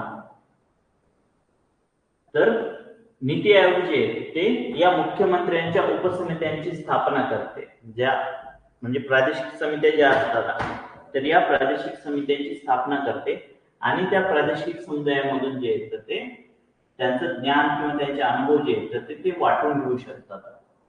त्याचबरोबर त्यांचे जे काही कर्मचारी येतं राज्य आणि केंद्र शासनाचे, तर तिथल्या कर्मचाऱ्यांचं नॉलेज डेव्हलप व्हावे, त्यांचे स्किल्स डेव्हलप व्हावेत आणि त्यांनी चांगल्या रीतीने काम करावे, यासाठी त्यांना जे येतं ते ट्रेनिंग कार्यक्रम जे येतं ते प्रोव्हाइड केले जातात. त्याचबरोबर काही विशेष कार्यक्रम जे आहेत ते नीती आयोगाने चालू केलेले आहेत, ज्यापैकी एक म्हणजे ऍस्पिरेशनल डिस्ट्रिक्ट प्रोग्राम, की आकांक्षित जिल्हे कार्यक्रम. हे त्या जिल्ह्यांसाठी आहे जे की जिल्हे अनडेव्हलप्ड राहिलेले आहेत. भारतामधले असे 112 जिल्हे त्यांनी आयडेंटिफाय केले होते जे की अनडेव्हलप्ड राहिलेले आहेत आणि या अनडेव्हलप्ड जिल्ह्यांना डेव्हलप करण्यासाठी एक रिअल टाइम सिस्टीम त्यांनी बनवली होती की येथे रस्ते किती आहेत, पाण्याची किती सुविधा आहे, इलेक्ट्रिफिकेशन किती झालंय, डिजिटायझेशन किती झालंय, इथल्या गावातल्या लोकांची म्हणजे खाती किती आहेत, हे सगळ्या गोष्टी ज्या आहेत त्या रिअल टाइम मध्ये त्यांनी ट्रॅक करायला चालू केलेलं आहे. त्यानंतर विशेष हस्तक्षेप. विशेष हस्तक्षेप मध्ये काय, तर जे काही ईशान्य भारत किंवा हिमालयातील राज्य किंवा जे काही भेट येतं तिथं जे टॅक्स कलेक्शन जे असतं ते त्यांचं कमी असतं, त्याच्यामुळे त्यांच्याकडं एक ऍडव्हान्स असं लक्ष दिलं जातं. त्याचबरोबर तांत्रिक सल्ला आणि भागीदारी. तर जे काही राज्य सरकारी असतील किंवा केंद्रशासित प्रदेश असतील त्यांना काही टेक्नॉलॉजिकल बाबींवरती जर का काही समाधान पाहिजे असेल, काही मदत पाहिजे असेल, तर ती देखील नीती आयोगाकडून प्रोव्हाइड केली जाते. त्यांच्याकडे उपलब्ध टेक्निशियन नसतील तर ते काय करतात की इंटरनॅशनली लोकांना देखील ते बोलावतात. त्याचबरोबर खाजगी सार्वजनिक भागीदारी पीपीपी वाढवण्यासाठी विविध मॉडेल्स तयार करणे. की पीपीपीचे काही मॉडेल्स आहेत, तर त्यापैकी की बांधा, वापरा आणि हस्तांतर करा, बीओटी मॉडेल एक जे म्हटलं जातं. काही याच्यामध्ये म्हटलं जातं की बांधा आणि तुम्ही टॅक्स कलेक्ट करा, काही वर्षांपुरती जी येते ते तुम्हाला ती सवलत दिल्या जाते, जसे की हायवेसाठी ते वापरले जातात. तर अशा पद्धतीची सिस्टीम जी आहे ते वेगवेगळ्या प्रकारचे मॉडेल्स जे आहेत ते पीपीपीचे येतात. इकॉनॉमीमध्ये तुम्हाला पीपीपीचे सगळे मॉडेल जे आहेत ते शिकवले जातात. त्यानंतर सातला काय म्हटलं जातं की sustainable action for transforming human capital. तर हा नीती आयोगाचा एक प्रोग्राम आहे. याद्वारे काय केलेलं आहे की जे काही युथ येतं त्यांचं, आता युथ म्हणजे काय, हे कॅपिटल आहे, ही पैसे जसे असतात तसं युथ जी आहे ती एक सोर्स आहे कोणाचा, भारताचा. या युथला व्यवस्थितरित्या तयार करण्यासाठी हा sustainable action for transforming human capital, human कॅपिटलला व्यवस्थितरित्या ट्रान्सफॉर्म करण्यासाठी 7 हा प्रोग्राम लागू करण्यात आलेला आहे. त्यानंतर येतं ते म्हणजे स्पर्धात्मक संघराज्यवाद. स्पर्धात्मक संघराज्यवाद म्हणजे कसं, तर राज्यामध्येच आपापसामध्ये काय की कॉम्पिटिशन लावायचं, जसे की विद्यार्थ्यांमध्ये लावलं जातं. टेस्ट घेणं याचं महत्वाचं कारण काय असतं माहितीये का, तुमच्या स्कूलमध्ये असतील युनिट टेस्ट असतील किंवा आपल्या 6 माही परीक्षा, वार्षिक परीक्षा ज्या असतात किंवा क्लस्टर एक्झाम, सेमिस्टर एक्झाम ज्या असतात त्या सगळ्या एक्झाम, किंवा मग काही इंटर स्कूल कॉम्पिटिशन होतात, काही इंटर स्टेट कॉम्पिटिशन होतात. हे सगळं कशासाठी असतं की यांच्यामध्ये कॉम्पिटिशन व्हायला पाहिजे आणि त्याच्यातून बेस्ट आणि बेस्ट जे आहेत ते निर्माण होत गेलं पाहिजे. तर सेम आहे की जे काही राज्य येतं त्यांच्यामध्ये कॉम्पिटिशन असलं पाहिजे. तर कॉम्पिटिशन मग कसं देणार, तर मग त्यासाठी जे येतं ते त्यांची रँकिंग दिलेली आहे. स्वच्छ भारत अभियान लागू केले, मग याच्यातून कसं कळेल की स्वच्छ भारत जे येतं ते व्हायलाय का नाही, तर मग व्हायलाय तर मग कोणत्या बेसिसवरती व्हायलाय, तर यासाठी रँकिंग दिल्या गेली आहे. भविष्यामध्ये फ्युचरमध्ये जे काही सोर्सेस येतात, जे काही पैसे येतात, जे काही फायनान्स कमिशन देत असतात, ते देखील याच्यावरती बेस्ड राहणार आहेत की कोणती राज्य किती चांगल्या पद्धतीनं कामे करतायत ते.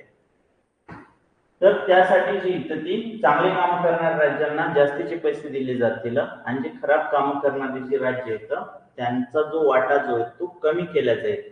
आणि त्यातल्या त्यात जे जिल्हे किंवा तालुके आज जे मंत्री संत्री म्हणून जे फिरता येतात यांची देखील तशीच वाट लागणार आहे की भविष्यामध्ये जे तालुके किंवा जे जिल्हे किंवा जे मतदारसंघ चांगल्या पद्धतीनं काम करणार नाहीत त्यांना जे येतं ते त्यांचा जो पैसा जो आहे तो या आमदार खासदारांकडे जाणारच नाही.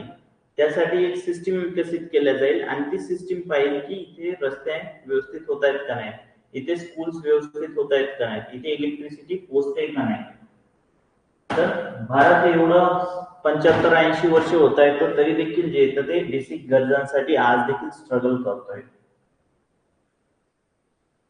तर पारदर्शक क्रमवारी पाहिजे, ट्रान्सपरंट रँकिंग, आणि ती ट्रान्सपरंट रँकिंग कशाद्वारे येणार आहे, तर ती निर्देशांकाद्वारे येणार आहे. आणि जी काही निर्देशांक आहे या निर्देशांकाद्वारे राज्य जे येतं ती त्यांची कामगिरी सुधारण्यासाठी प्रयत्न करू शकतात किंवा त्यांना जे येतं ते त्यातून मदत होत असते.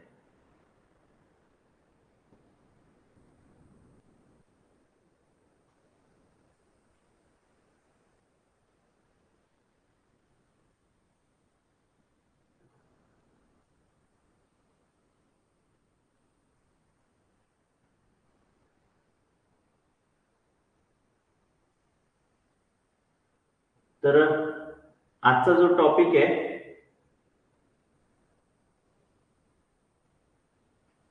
तो आपण इथे थांबूया. उद्याचा जो टॉपिक होईल, सुरुवातीला आपण नीती आयोगाचे जे काही महत्वाचे इंडेक्सेस किंवा बाकीचे जे काही काम आहेत त्यासोबतच नीती आयोग आणि नियोजन आयोगामधले फरक आणि नीती आयोगाने आतापर्यंत काय काय कामं केलेली, तर कोणकोणते प्रोग्राम्स लॉन्च केलेले यांची आपण थोडक्यात माहिती घेऊयात. तर चला मित्रांनो, तोपर्यंत स्टे हेल्दी, स्टे हॅपी, चलो बाय.